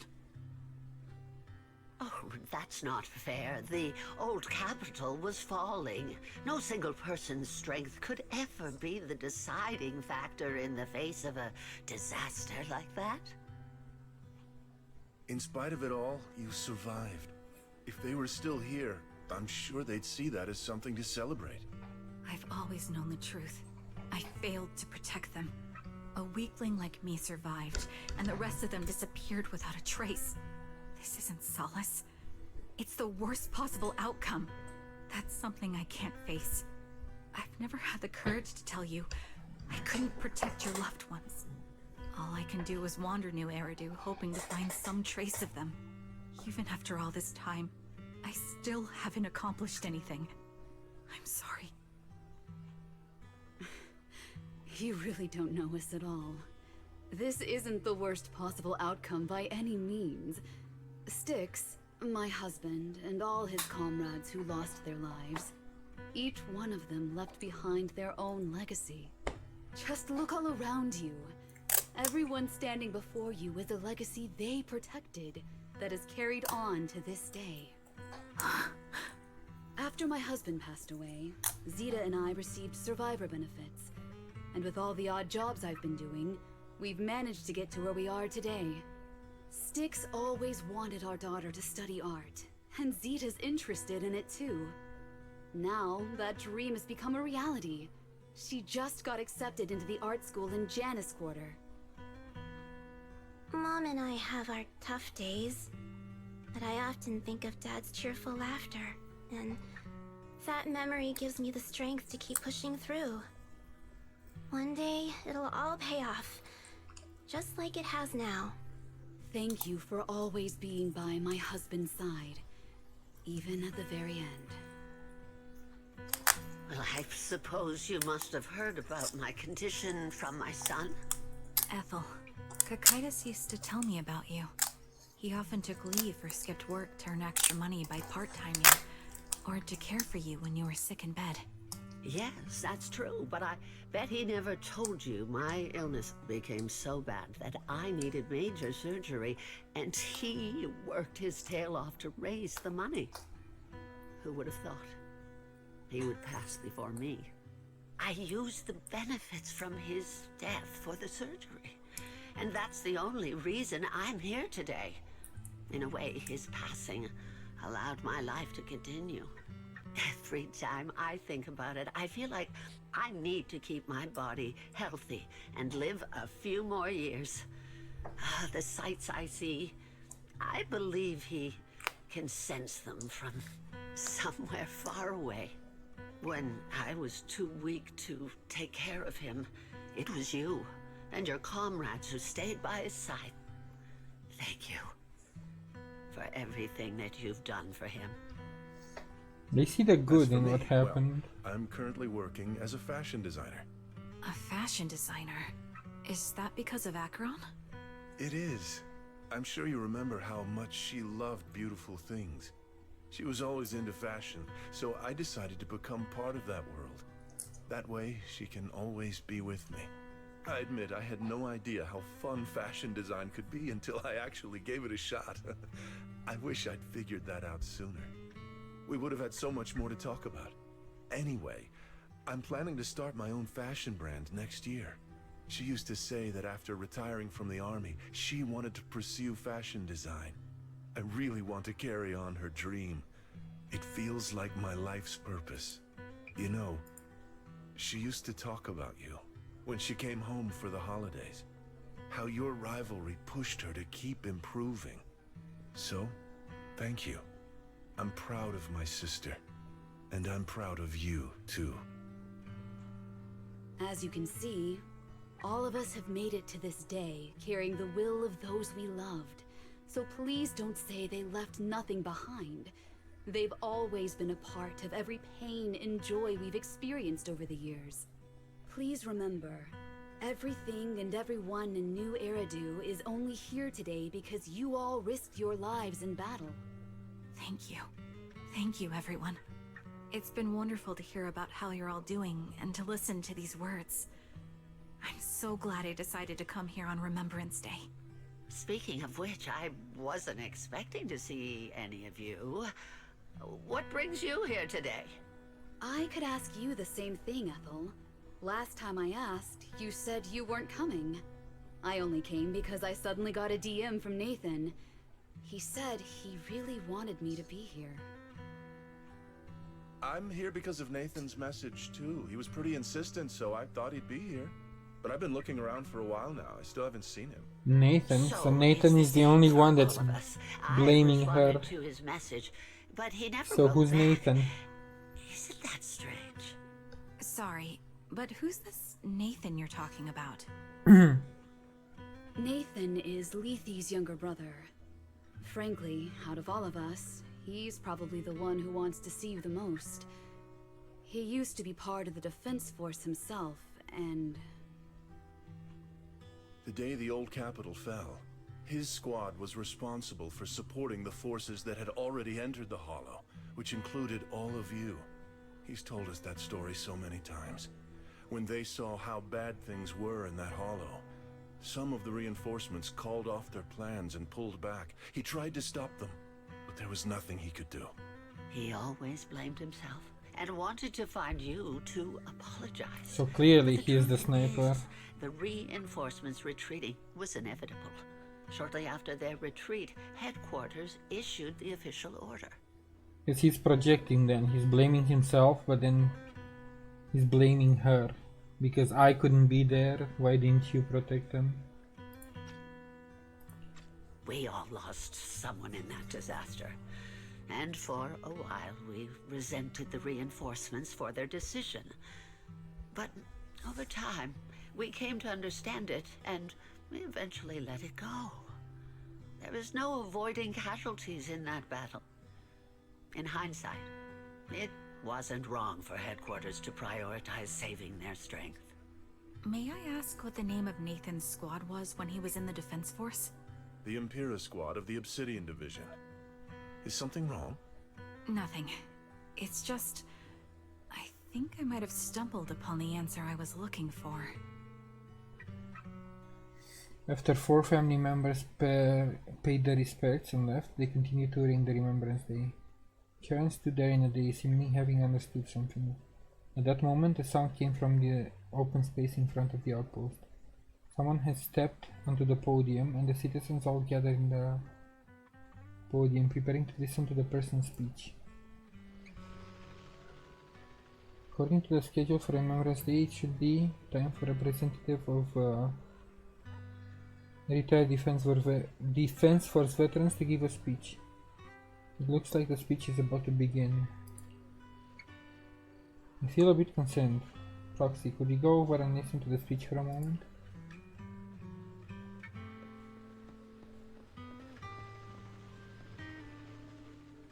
Is that Zoe on the podium?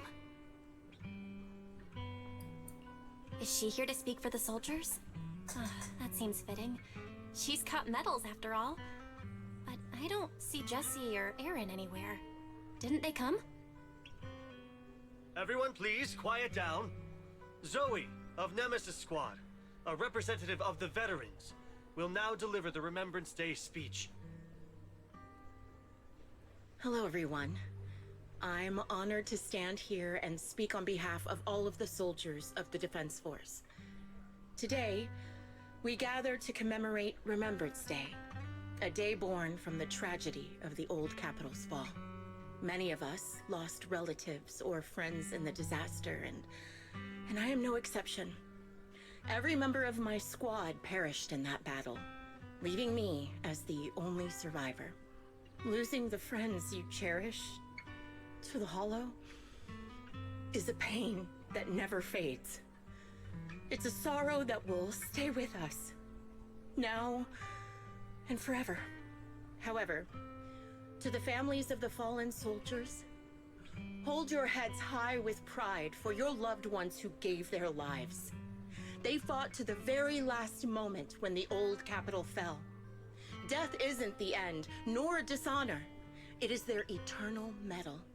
They gave their lives facing an unstoppable disaster, exchanging their sacrifice for the world we have today. In doing so, they fulfilled their duties as soldiers to perfection. Without the blood they spilled, Eridu would not have endured, and new Eridu would never have risen from the ashes. She sounds like a VTuber I've watched a few times. I wonder who... It's a side character, so I don't know, but let's see if they mention a voice actor.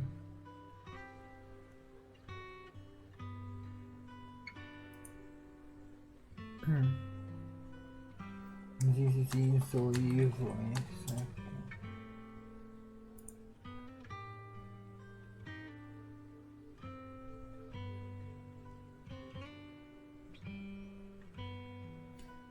She shares the same English voice actor Monica Rial with Sid. Monica Rial.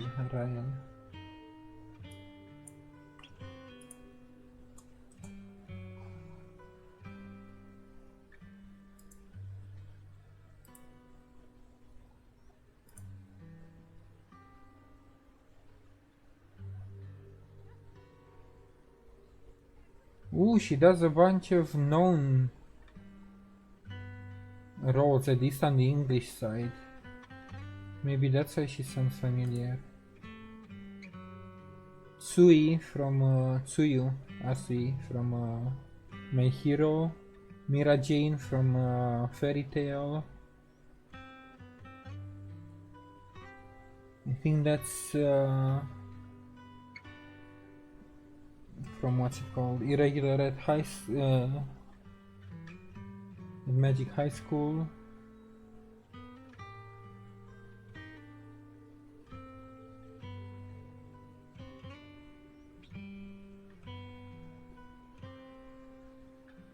Mel Misaki, I think that's Kill la Kill, not Kill la Kill, Akame ga Kill.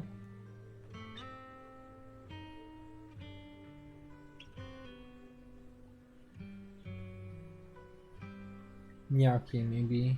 Like, I don't listen to that many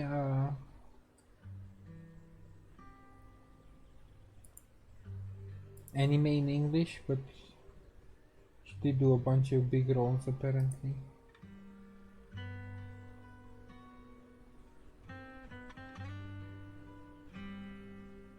How about games? It's from games I might.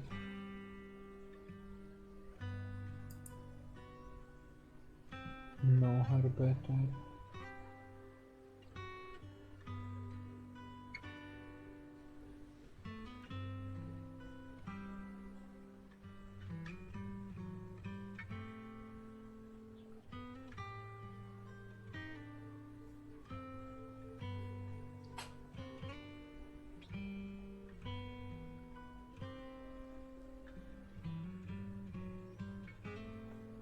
The English Oshinoko, that's another one I don't know. Fire Emblem, Made in Abyss. Okay, anyway, back to. In honor of the wishes of the departed, look ahead, people of New Eridu. Our thoughts and remembrance of those who passed will be carried in every flicker of candlelight and in every bouquet of flowers.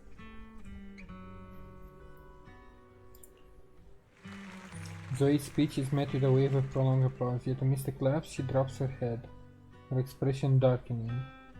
She stays silent, waiting for the applause to fade before lifting her gaze and scanning the crowd.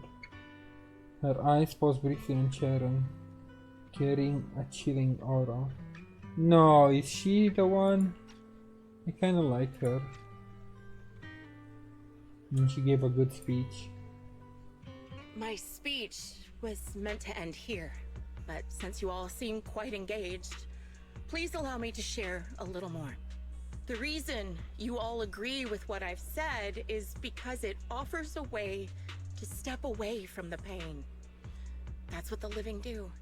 They seek ways to ease the weight of others' deaths, so they can find a way to start over. This is the New Eridu of today. A huge disaster consumed the old capital, and the people who survived it keep saying things like, treasure the moment and start fresh to numb themselves, hoping to forget the nightmare. No one talks about the soldiers who gave their lives in Hollow Zero. No one asks why they had to die. The brave gave their lives battling the ethereal onslaught, while the weak survived. This is a New Eridu, built by weaklings. Its order founded upon their way of thinking. Your applause makes me realize you all accept this logic. Each of you had loved ones who sacrificed their lives in the fall of the old capital. And now, you're thankful that someone has encouraged you to move on from them. What meaning does the sacrifice of those who died have if you all choose to forget? Have you never thought about why your own loved ones had to die? And why no one is responsible for their deaths? Miss Zoe, there's not much time left for your, Open your eyes! I'm speaking to those who have lost loved ones! If death is the medal for the fallen, then pain is the cross the living must bear. If you fear its weight and run from the suffering, the soldiers will never find peace in their eternal rest. That's some Tear twisted the wound logic. open once again, so you'll never forget the searing pain. That's the real meaning of Remembrance Day. I don't agree. Charon, I didn't expect you to be here for Remembrance Day. How are things going with your search? Seems like you have something to say. Among the people standing here, there's a woman who raised her daughter with the survivor benefits left by her husband. Another who's been able to carry on with her life thanks to the final efforts of her child. And yet another who's found purpose because of the influence of his late sister. The will of the deceased lives on in every person here. The soldiers who died during the fall of the old capital fought for this. The future that their loved ones are making for themselves now. The old me might have agreed with what you said, but someone taught me that pain and hardship can lead to hope. They helped me see that hope could be inherited, not just destroyed when life fades. That's why I believe the departed didn't leave us wounded or with a heavy cross to bear, but with a melody. Each of us holds a harmonica that plays the melody of life. At first, it may sound awkward, but it will eventually flow smoothly, taking on our own style, until it merges with our soul. You seem quite certain about what you're saying. Tell me then, what kind of melody is left behind by those we've lost? I'm not sure. I can't picture the exact melody, but I trust the answer I've chosen. And I trust everything I've seen and heard. A vague and insubstantial answer, isn't it? I was right about you, Charon. From the moment we met, I knew we'd never really understand each other. I'm sorry you feel that way. Everyone, I apologize for taking up your time. My speech ends here. Please feel free to continue with your visit. Zoe exits the venue without sparing a single glance back, leaving the audience and the defense force in a state of confusion. Karen looks thoughtfully in the direction she disappeared. What do you think, Proxy? Something was definitely off about her just now. And the things she said, I'm starting to get a really bad feeling about this. You mean about her real identity, right? Looks like we're on the same page. Shielded by her identity as a decorated soldier, she seemed pretty confident that we wouldn't confront her directly on military ground like at the outpost. She arrived so brazenly and left without a care. If I'm right about this, she'll be trying to contact us again in no time. Just as she finishes her sentence, the phone rings again. Shepard appears on screen as you answer the video call. He seems panicked and anxious.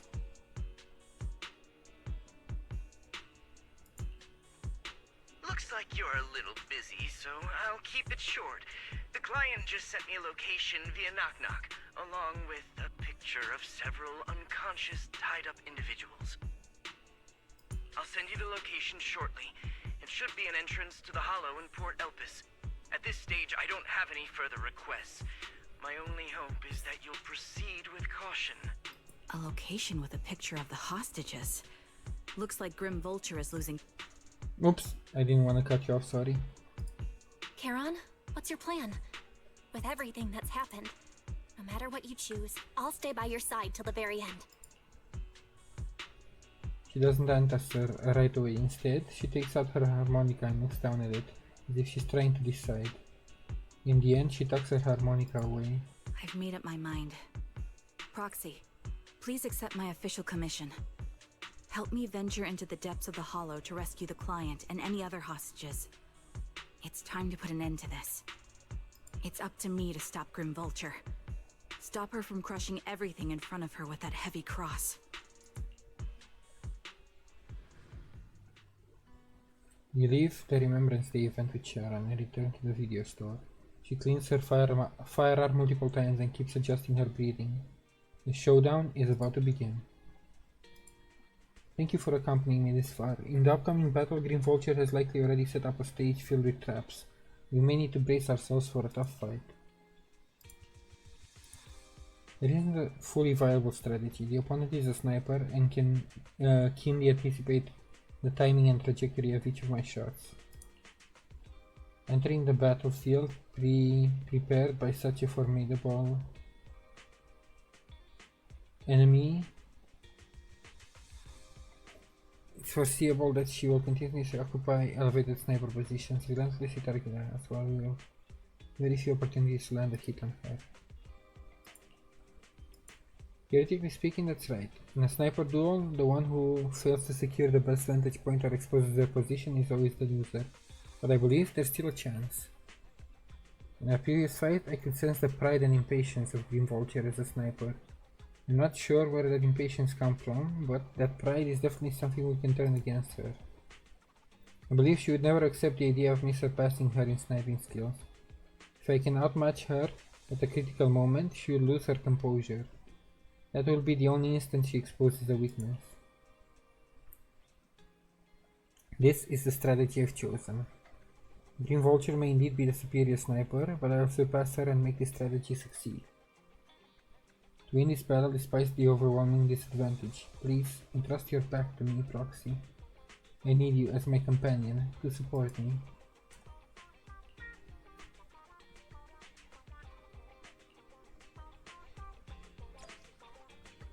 Right, the final showdown.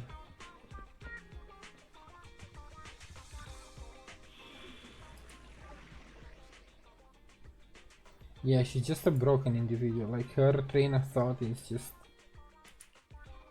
I would have understood more if it was the little brother who was blaming himself and then projecting, but her... She seems very nihilistic.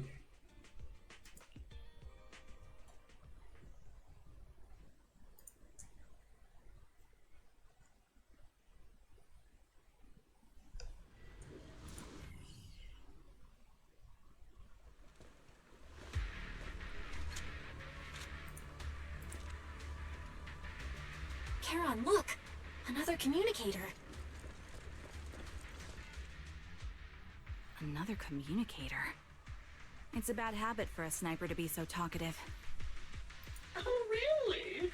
I think it's rather good for my mental health to witness in real time how my target becomes desperate and gives up their struggle. Do you really still need to disguise your voice? I thought you didn't want to hide anymore, Zoe. You're right. Seems there's no need for secrecy anymore.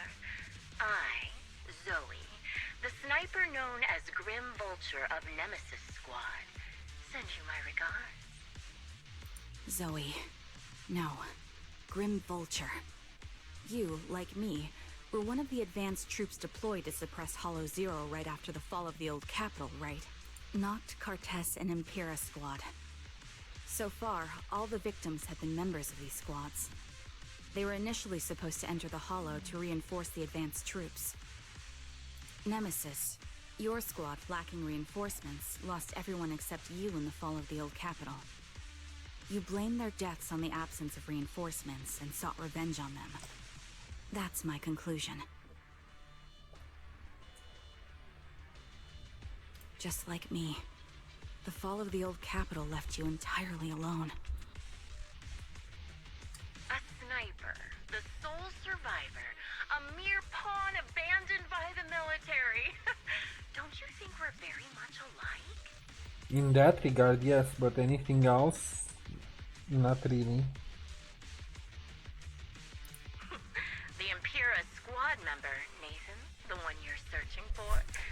pleaded with me to let him go when I was about to kill him, saying he had to see you no matter what.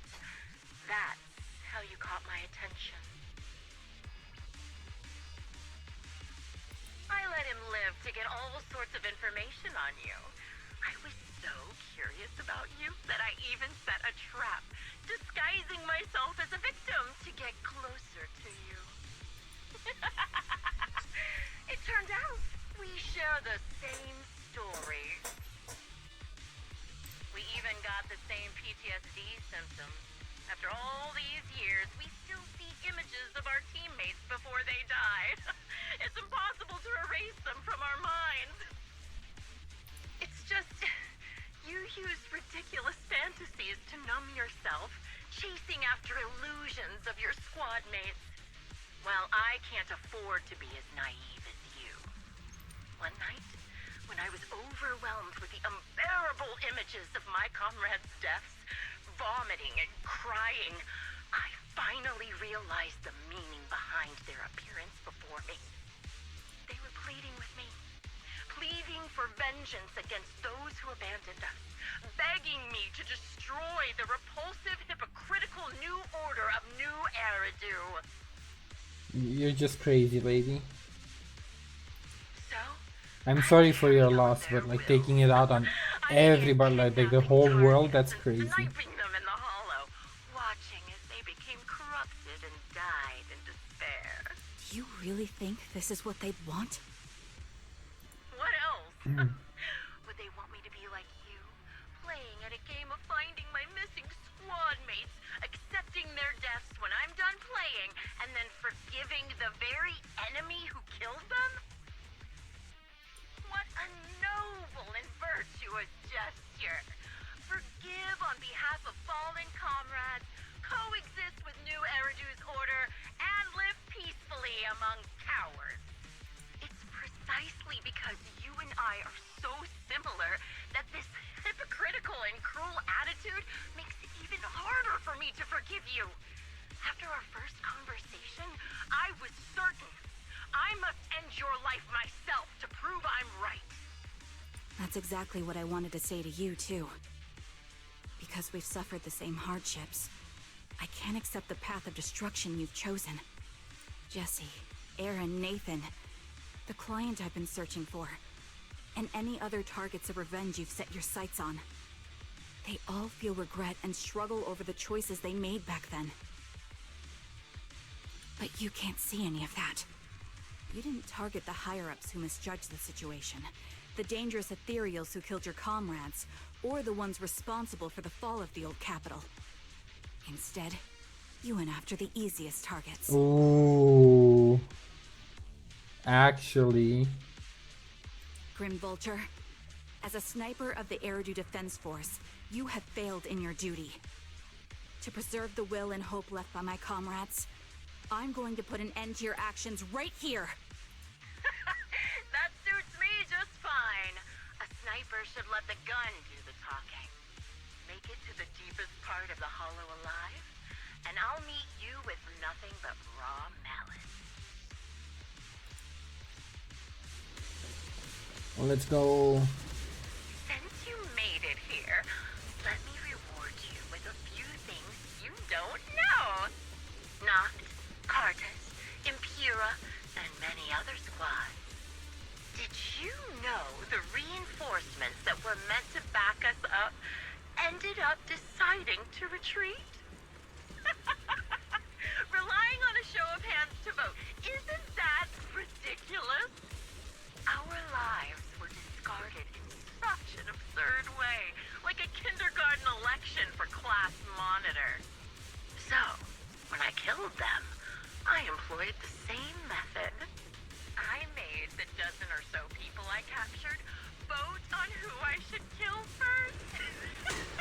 You wouldn't believe how funny it was. Huh. Laugh. Why aren't you laughing? She's full schizo, like holy. This questline's been so good so far. Both emotional and twisted and... Killing time!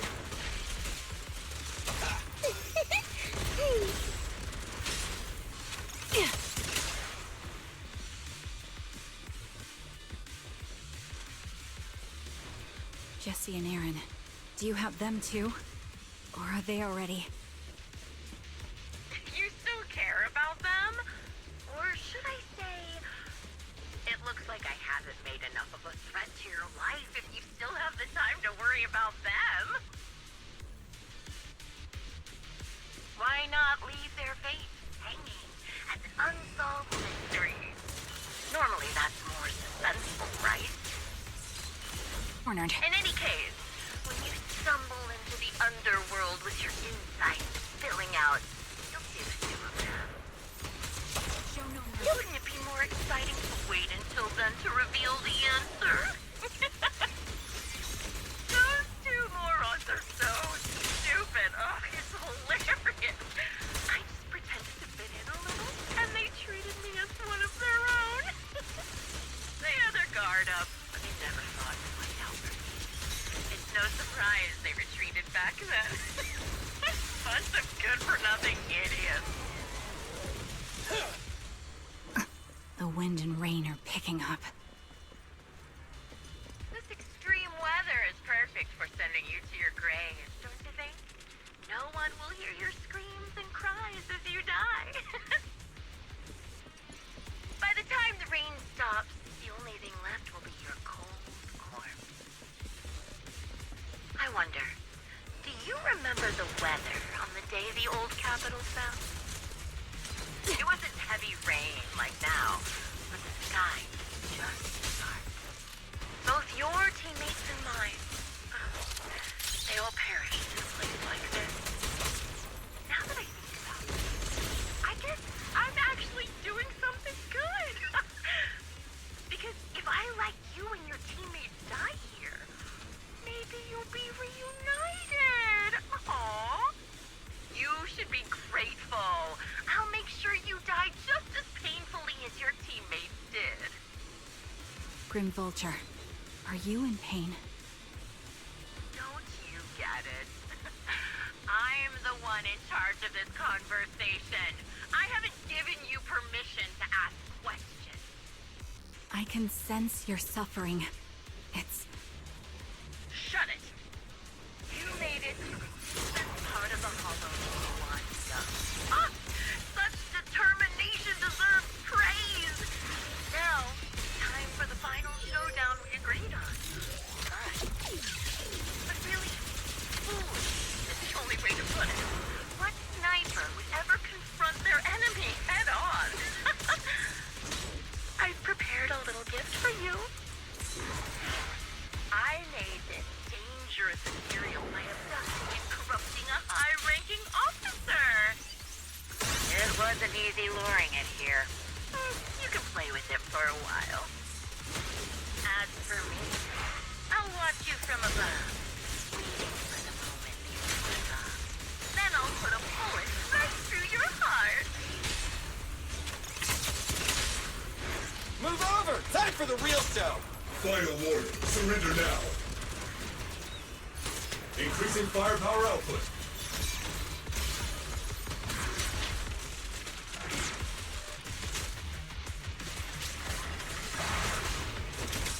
Fire support ready. I'll pierce right through. Aim for the head, Senior. You dodged that whole thing. I hate immunity phases on enemies. Ether vision activate. Not even iframe, like he was invulnerable for 4 seconds. That's The so melody annoying. of combat. Show no mercy. Fire support. Starlight, shine bright! I'll pierce right through. Lock on. Maximum firepower. Goodbye.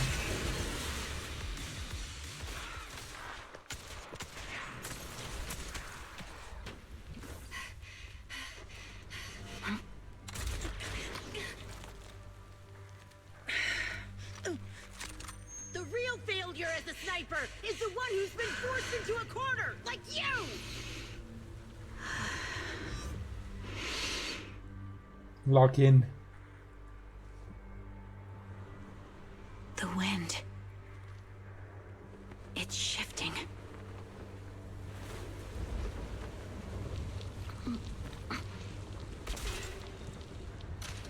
I won't fall for your distractions so easily. What? I will surpass you with my own melody of victory. Damn! And let the wind be the opening notes.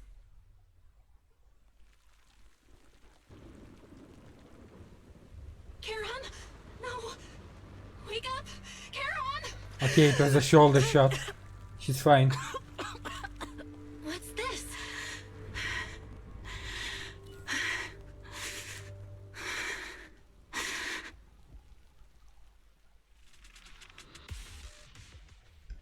After the gunshot, the hollow falls silence once more, leaving only the countless biting raindrops. The scent of blood that oozed from the wounds of the defeated, only to fail time and time again. Loser paid no attention to her mortal wound, only staring at the distant horizon, as though salvation might be waiting there. Sometime later, the victor has climbed the steel and stands in front of her. They share their last words, while the defeated still has the energy to converse. Just you? Where's your friend, the proxy? Wait, she has a shoulder wound as well. That shouldn't be fatal, I think. But apparently it's a really large hole. So maybe just the caliber, the nature of the caliber just tore through. Like she's bleeding too much. The proxy went to rescue the hostages. I want to speak with you alone. A sniper should always monitor the changes to their surroundings, factoring the environment into their tactics. Being blinded by the intent to kill and failing to take this into account was your downfall. Didn't expect to be lectured by a youngster. What a disgrace. When my view was blocked, I realized you'd used the visual blind spot to reposition. So I adjusted my aim accordingly. But I still couldn't hit you. Your prediction and accuracy were spot on. I was just saved once again by this. By both this harmonica and by my former comrades. Are you trying to say that this is destiny? That it's the will of your companions guarding you? I lost to the wave of ethereals, to the military's betrayal. And now I lose to your reckless actions, driven by some ridiculous fantasy? Your fantasy, your attitude, your very existence, and the outcome of this battle, they are the greatest denial and insult to my revenge. Yet you're emitting a much calmer ether energy now. Almost as if you found relief. My vision is fading. I can't see my comrades on the brink of death anymore. My wounds are fatal, but I don't feel any pain. Relief. It's not such a bad thing. Did you intend for me to kill you from the start? Let me answer that question with a story. The first time I saw you was actually during the fall of the old capital. My comrades were all dead, and the reinforcements the higher-ups promised before the mission never came. I can't even remember how long the fight went on. Ultimately, I had no choice but to retreat, failing to bring back my squad mates' bodies. I made my way through one battle line after another. The advanced troops were nearly wiped out. But when I reached a certain front, a small squad of survivors called out to me. Few people can still stand after such severe corruption and injury, but all 5 of them were still fighting. They were protecting a girl who had lost her sight and fallen unconscious while searching for a way out of the hollow. They told me they were beyond saving, and if I planned to retreat, I must take the girl with me. I couldn't turn down the last request of a group of heroic soldiers about to die in battle. Your comrades entrusted your life to me. I was the one who brought you out of the hollow. You already know what happened afterward. It didn't take long for you to leave the Defense Force after you came to. Just like me. I developed PTSD so intense that sometimes I couldn't even hold a normal conversation. But for me, the hardest blow was the death of my squad. To an orphan like me, they were family. If the reinforcements had kept their word and provided support, they wouldn't have died for nothing. No, more people would have died for nothing. Ever have that thought? To say I don't would be a lie. But I think deep down you know. From the moment we stepped into the hollow, there was no way we were getting saved. Given how quickly the hollow was spreading, and the ever-increasing number of ethereals, it would take the sacrifice of countless Defense Force troops to suppress it. It wasn't something that could have been accomplished in such a short time. The reinforcements would have only been a drop in the bucket. More sacrifices without results. Canceling the reinforcements, sending the advanced troops to rescue as many civilians as possible to minimize casualties. I think most commanders would have made the same decision. Objective and cold logic. I understand it, of course. But when you see members of the reinforcements living happy lives years later, can you still keep your composure? Yes, you can be happy for them.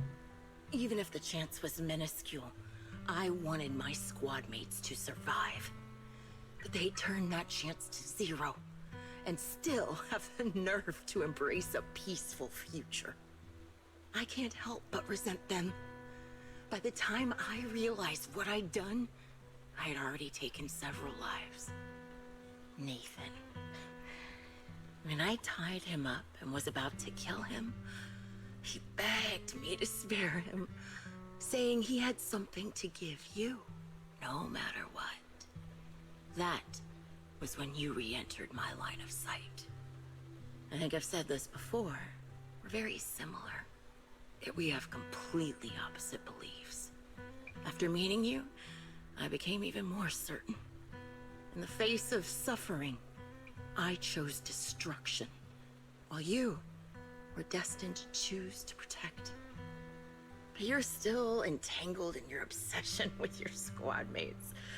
If this continues, you'll eventually sink into a void of despair. Your hope is like a bubble, ready to burst at any moment.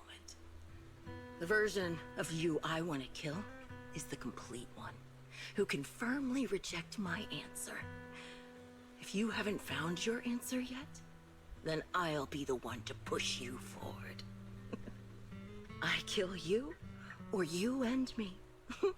Either way works. But after seeing your growth, maybe I'd prefer you to step over my body. That's the final answer. Why? Emptiness and doubt. No matter how many targets of my revenge I took down, nothing changed. Aiming my gun at former comrades, drowning in hate and rage, all it left was a hollow emptiness. Yeah, that's what revenge does. It leaves you empty. You've gained She's such a good villain, though. trust from the proxy. You have the courage to fight through my trap. And eventually, you'll have a melody that's uniquely yours. My belief has faltered. I finally remember. My squad mates were fools, just like you. You're right. They would never want me to become this way. I talk about carrying their cross. But in truth, I never carried their will. So be it. Take the hostage and go. A villain stained with the blood of others deserves nothing but a miserable end. I'm looking forward to how long you'll be able to protect those in front of your eyes. She doesn't leave, instead she kneels beside her. Picking up the bullet mark harmonica and begins playing a melody titled Homecoming. takes over. The melody this time, when the music is so much like there's no BGM blowing in the background, has such a like hits differently.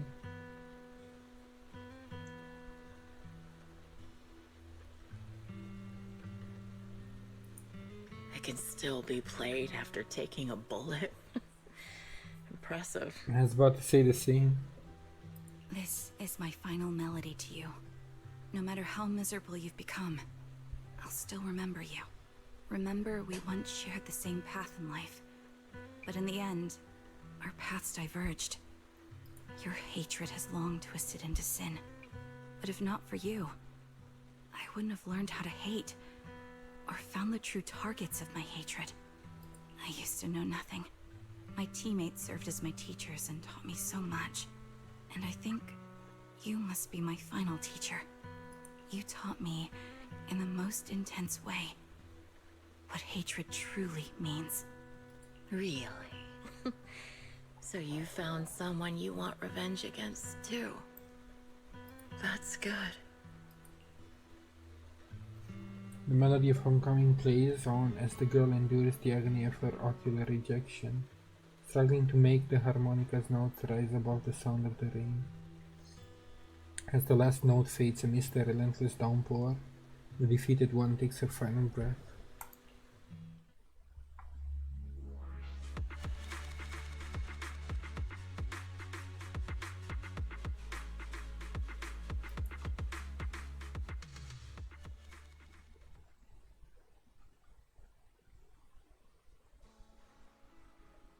You rescue the kidnapped people, leaving the Hollow anonymously, reporting things to PubSec, and update Shepard on the situation. This series of tasks that need to be done after such an intense battle leaves you dizzy. After requesting to meet the client with Shepard, you receive his message, calling you to Port Elpis. We've arrived at the port. According to Shepard, the client and the rescued Jesse and Erin should all be here. Let's go talk to them.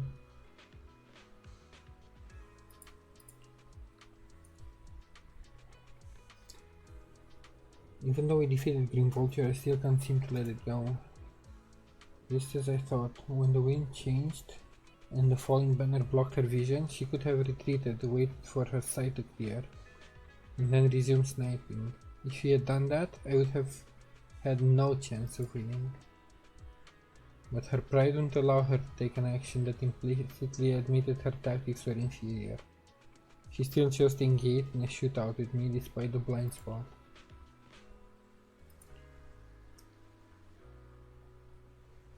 After realizing that she actually wanted to die, I started to wonder, was my course of action something she deliberately led me into? I'd find a way to break her trap and create an opportunity for a reversal. And she was waiting for that moment, ready to test whether I had truly surpassed her through a direct confrontation. I believe that was her intention.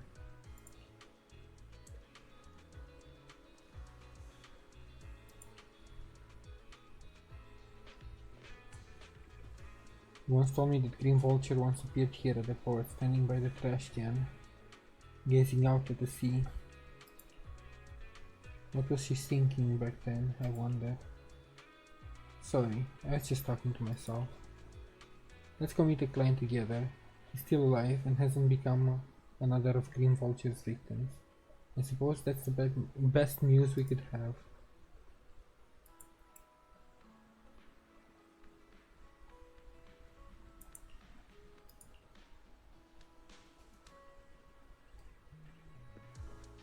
I am curious who this client is though. Oh!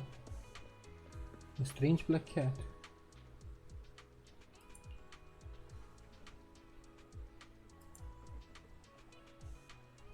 There was only one reason I'm stepping in front of this trash can. The first time Green Vulture was seen disguised as an alien person, she was standing suddenly next to this trash can, gazing at the sea. Lifting the lid of the trash can among the pile of crumpled food. This one inside.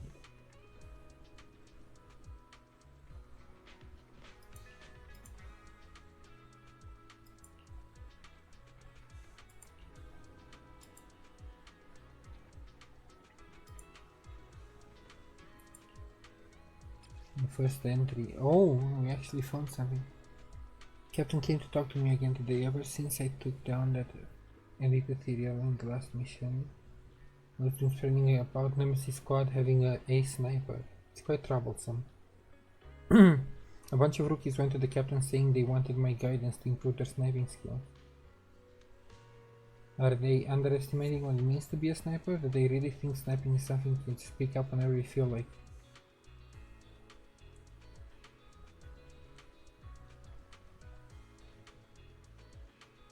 Green Vulture represents the weight and bloodshed behind sniping.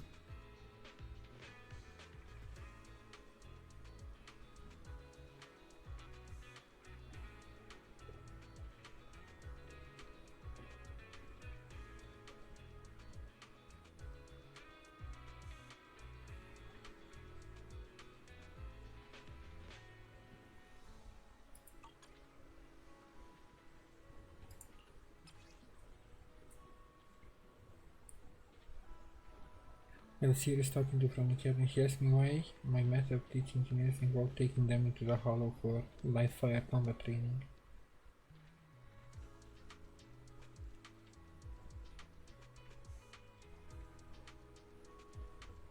Can they protect anything like that?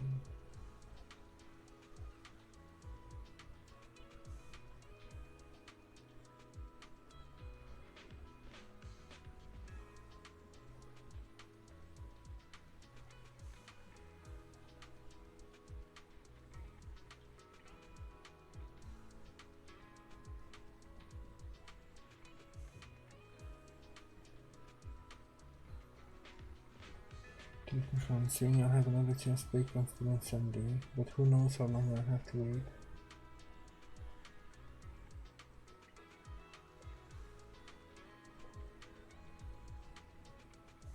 I'll throw them into the hollow, make them survive my sniper fire, force them to use the environment and psychological warfare to counter me. As long as they're not unlucky. She was kind of unhinged and crazy from the beginning then. Managed to survive, I'll definitely learn everything I've got.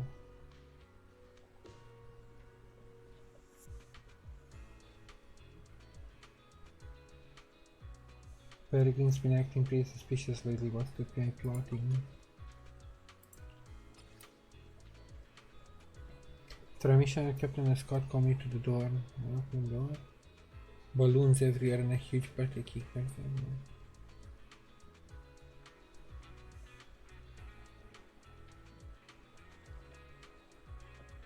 Beautiful outfit, everyone.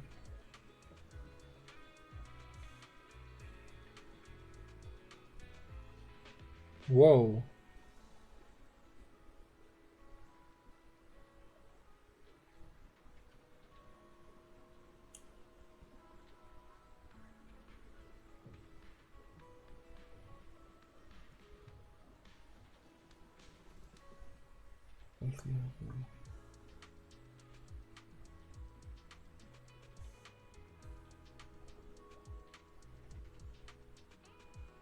Let me think about it.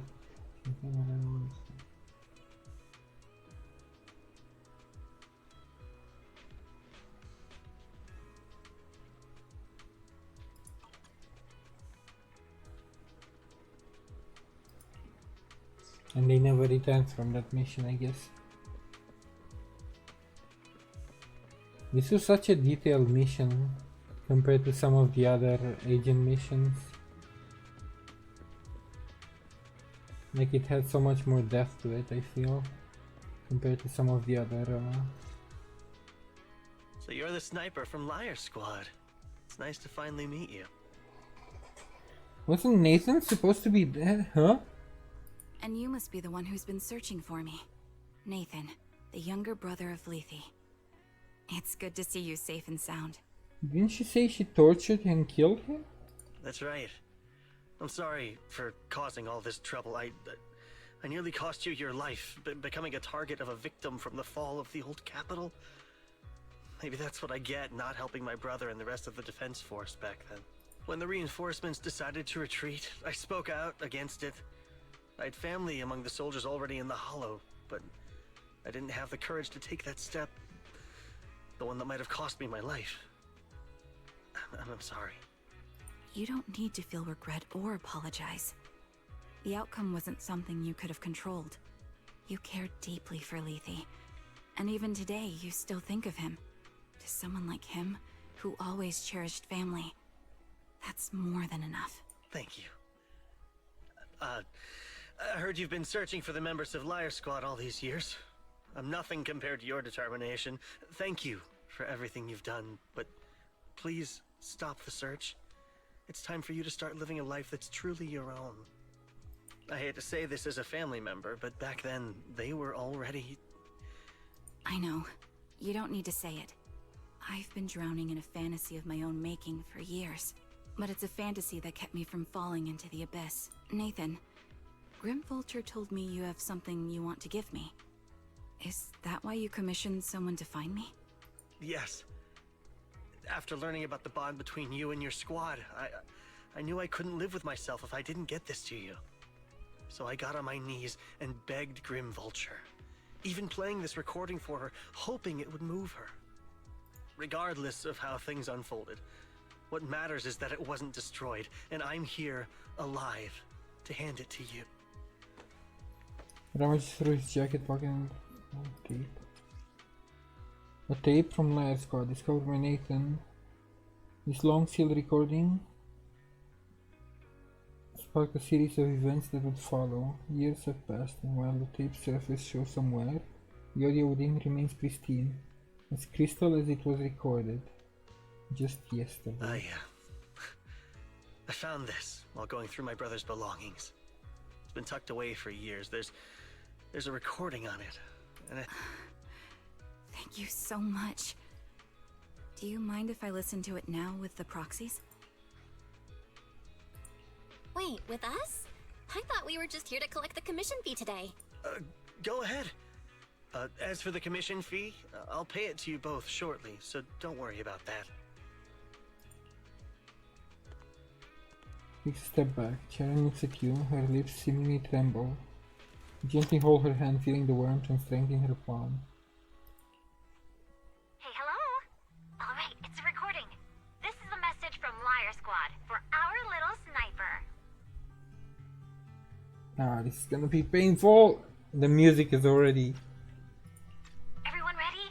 I'll count down. 3, 2, 1... Congratulations on your 1000th day with Liar Squad! Hey, you guys are totally out of sync. Captain, can we redo this? The anniversary gift has to be perfect. That's our assault specialist, Acheron. She has a strong sense of aesthetics, prioritizing beauty in both combat and her daily life. She taught me a lot about makeup and fashion. Oh, she won't care if we're a little off. Forget the re-record. Let's just get it done and order the cake. We don't want him to sell out. That's our medic, Kakaitis. He's usually lazy and a bit of a smooth talker, but he's actually very capable and kind. He taught me a lot about unconventional negotiation tactics and ways of handling things. You two, stop arguing during the recording.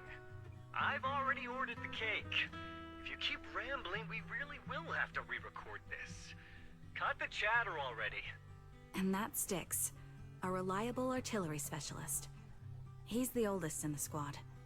He loves sharing photos of his daughter and reminiscing about how he wooed his wife. The way he won her over inspired me a lot. All right, let's all calm down. Wouldn't want to get on the captain's bad side. Captain, would you like to go first? We can edit or re-record whatever we need to. That's our scout and engineer, Lethe. He's a bit self-conscious because of how his younger brother excels, and he's somewhat introverted. But he's actually very capable. He taught me sharp observation skills, calm execution under pressure, and how to make use of the environment. Okay, thank you all for settling down before I completely lost my cool. It's fine. No need to cut anything or re-record. Let's just keep it as it is. Loud and messy, just like our Liar Squad. That's our captain, who took me in and taught me how to play the harmonica. And the real Charon. I'll make sure to explain properly to you later, Proxy. As you've heard, this recording is a little gift from the 5 of us. How time flies. When I brought you into So the squad Charon about was 2.5 a- years ago, You're Captain. just a shy kid who blushed whenever you talked to someone. Over these 1,000 days, you've really worked hard to keep pace with our fighting rhythm. You've done incredibly well. In the last mission, your successful sniper kill of that high-risk ethereal really helped Acheron a lot. I hate to say it, but yeah, I went too far in last time. Thanks for getting me out of that mess. Just this once, I'll admit, your moves were more elegant in that fight. And not just that fight. Ever since you became a quicker shot and learned to adjust for wind speeds on the fly, we've been taking fewer and fewer hits. Makes my job way easier. So, cheers. You often worry about not doing enough. But in these 2.5 years, you've absorbed everything I know about stealth, reconnaissance, and tactical countermeasures. Trust me, you'll become an incredibly skilled sniper. Having you covering us from the rear makes every fight feel safer. But you still have a lot to learn about socializing and romance. When peace finally comes to Eridu, leave us and live your own life. Where did that come from? She's not leaving us. Even if she retires, she'll move into my house and I'll spoil her with loads of beautiful clothes. We can talk about living alone in 10 or 20 years. Sorry, I got carried away. Anyway, you're talented and hardworking. Over these 1,000 days, you've opened your heart to us and even encouraged us in return. Having you as a comrade is a blessing for all 5 of us.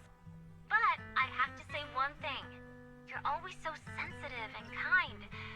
Every time you see us get hurt, you look like you're about to break. Has our squad motto, having each other's backs, become too much of a burden for you? I get how you feel. When your squad mates trust you with their backs, your first instinct is to protect them, right? But that's not the way it should be. No one can shoulder everything alone. Don't try to carry everything on your own. She really needed to hear this. Is my resolve. Feel it. Share yours with me. And when it's your turn to watch my back, I'll give my all to honor it too. As long as you fight with all your strength, there's no such thing as failing to protect something. Because your will and our will is preserved and carried on in other ways. But don't let that weigh on you. Try to trust in us, just like we trust in you, no matter what. I've struggled with that kind of thinking myself, but I eventually made my way through it. All this talk of camaraderie, of keeping each other safe, it's like a harmonica melody scoring our time together. Even when things change, our tune will go on, and that's enough. Exactly. Honestly, I'm sometimes terrified. Afraid that someday, you'll blame yourself for failing to protect us and fall apart. That's why I wanted to record this message. Please, don't try to bear everything alone. Maybe you can start relying on us more, fully entrusting your vulnerable side to us. Our will has long been intertwined with yours. We're comrades. This is getting way too sentimental. It doesn't feel like me anymore. Anyway, we just want to see you trusting your comrades enough to share your burdens, even if it isn't us. Finally, we'd like to give you the song that's closest to us. If what we've said is hard to understand, just feel it through the music. It's gonna be Homecoming. Enjoy my masterpiece, Homecoming.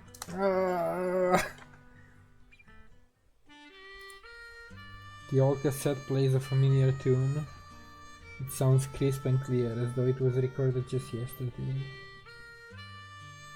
When the music fades, the tape goes silent. You turn to the woman who calls herself Charon, as she desperately wipes away uncontrollable tears.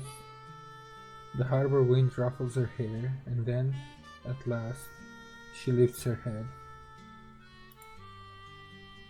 Proxy, do you remember? I was once terrified of seeing the look on their faces. Yes. Can you see them clearly now? Yes. Crystal clear. As if I've returned to the exact moment of parting. Oh, look at them.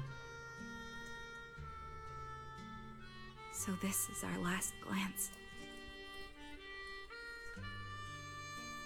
They're all smiling.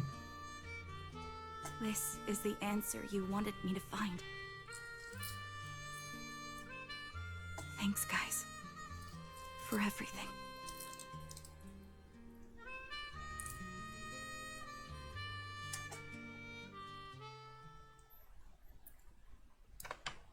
After meeting with Nathan, you spend a long time with Karen at Port Elpis, letting the sea breeze wash over you. You don't say a word because you both know it will soon be time to part ways. As the temperature begins to cool, you head back to 6th Street with her. Proxies? No. Lies. Belle. I've troubled you two a lot these days with my personal affairs. Words can't describe what you've done for me. It's no trouble at all. To be honest, Belle and I have been a bit lost lately because of some personal matters. But meeting you has felt somehow comforting. Don't you think, Belle? Exactly. We got something out of the experiences we shared. At the very least, it's brought us clarity. I guess our wills have always been aligned, haven't they? Yeah. When I was trapped in self-doubt, unable to get out, I'm glad you were there with me. You're right. We've already entrusted our backs to each other as comrades. And because of that, because we are comrades, please, hear me out. Maybe you've already noticed. I'm sorry, but I've been keeping something from you. Charon isn't actually my code name.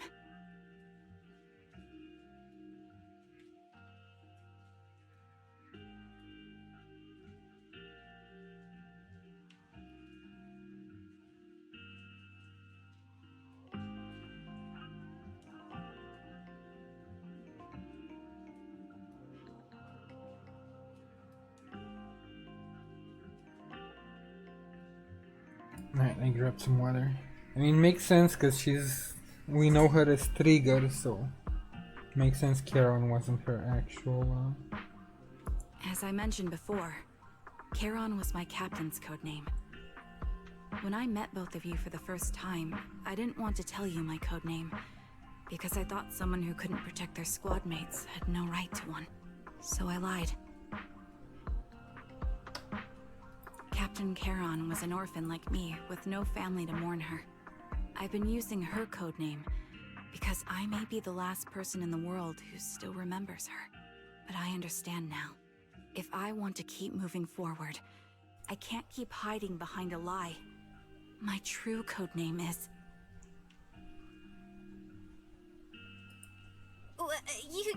You don't have to tell me right now. At the harbor, Nathan spoke to you privately. Was he offering you a chance to return to the Defense Force? Yes. He said he still has a friend in the Defense Force who's currently forming a new squad. And if my goals align with theirs, I could consider joining them. So, what's your decision? So that's his Where will you old. go next?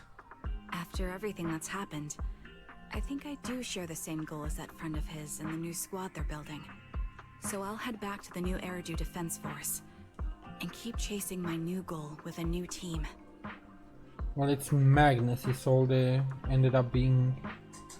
I don't know if Isolde formed the squad or Magus.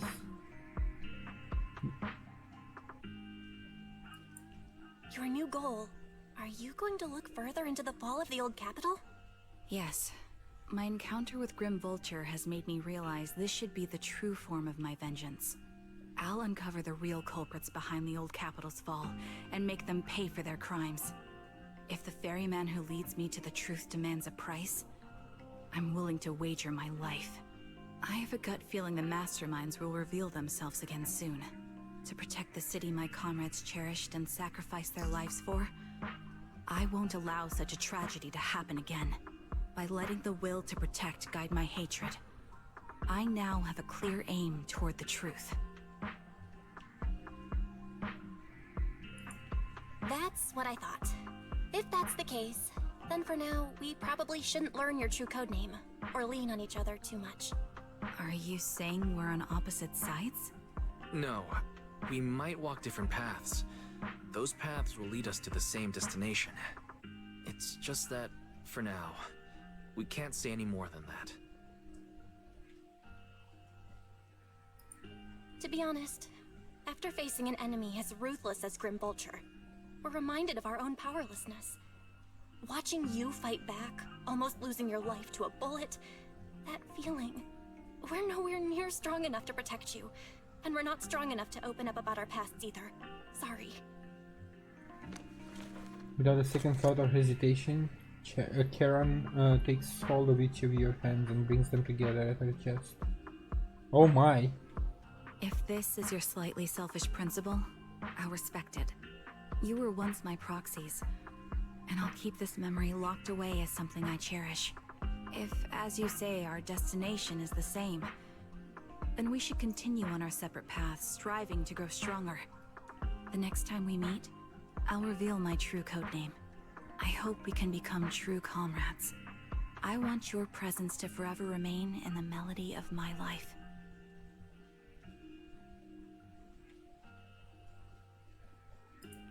Yes, it's a promise. We'll meet again, Charon.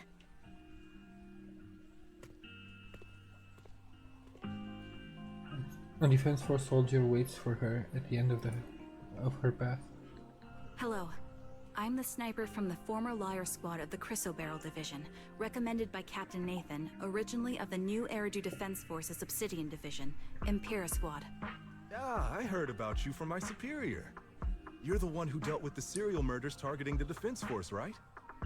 Well, the new Eridu Defense Force is ready to welcome you back. Let me confirm a few details before taking you to base. Which squad are you applying to join? And did you have a code name during your previous service? I'm applying to join the Obsidian Division's Oval Squad. As for my codename, Trigger. I was Trigger of Liar Squad. Trigger. Things have come to an end. Belle, do you think we'll ever see Charon again? Yeah, we definitely will. We must grow, get stronger, and gain greater power to face any crisis. When we reunite with her, we must hear her real codename.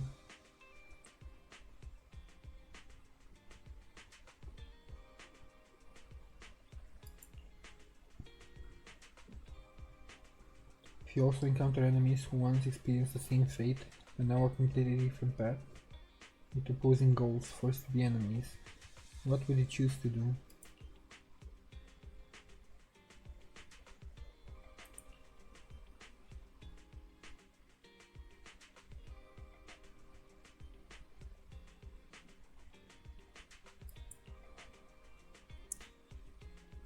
That's foreshadowing. Right there. After everything that's happened, I'm feeling a bit tired. So that's what also happened with Magus.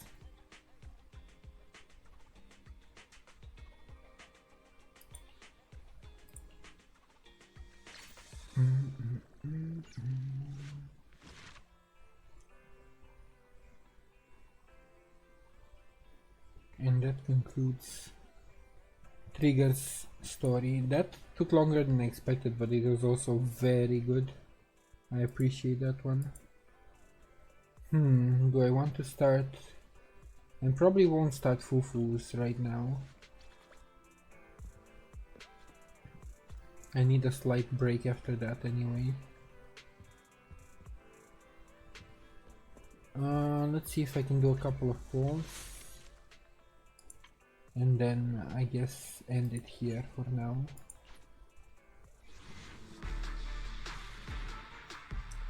And play some more this evening or tomorrow.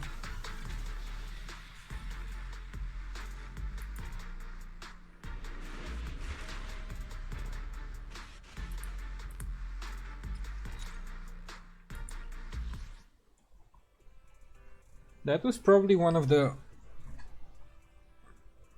best agent stories I've experienced so far.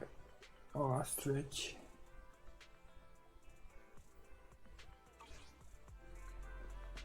It was comparable to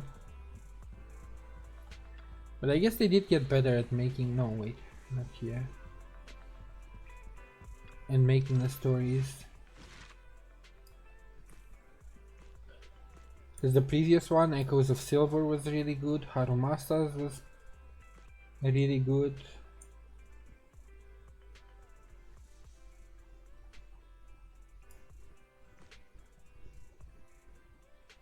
This one was kinda meh, it was slice of life. This one was meh. Chinese was pretty good.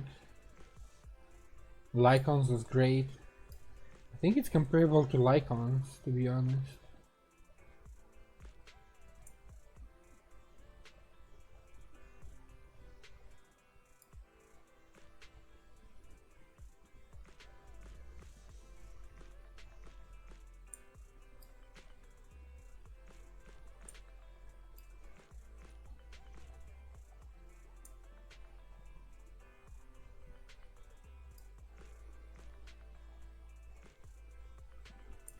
So I'm hoping they keep the pace up. Because yeah, the past three, 1, 2, 3 were really good, and then Lycons was also good.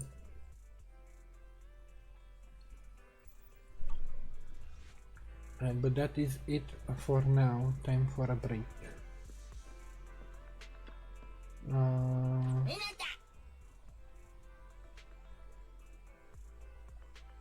Rookie's Guide to Hollow.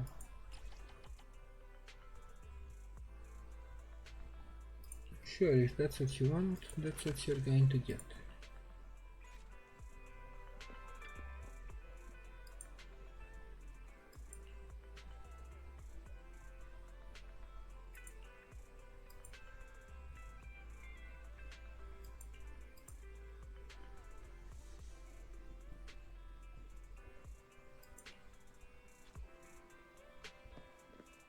Right, sir.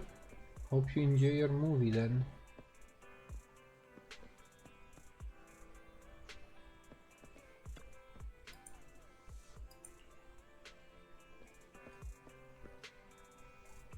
But yeah, thank you for joining me. Hope you enjoyed the Trigger story.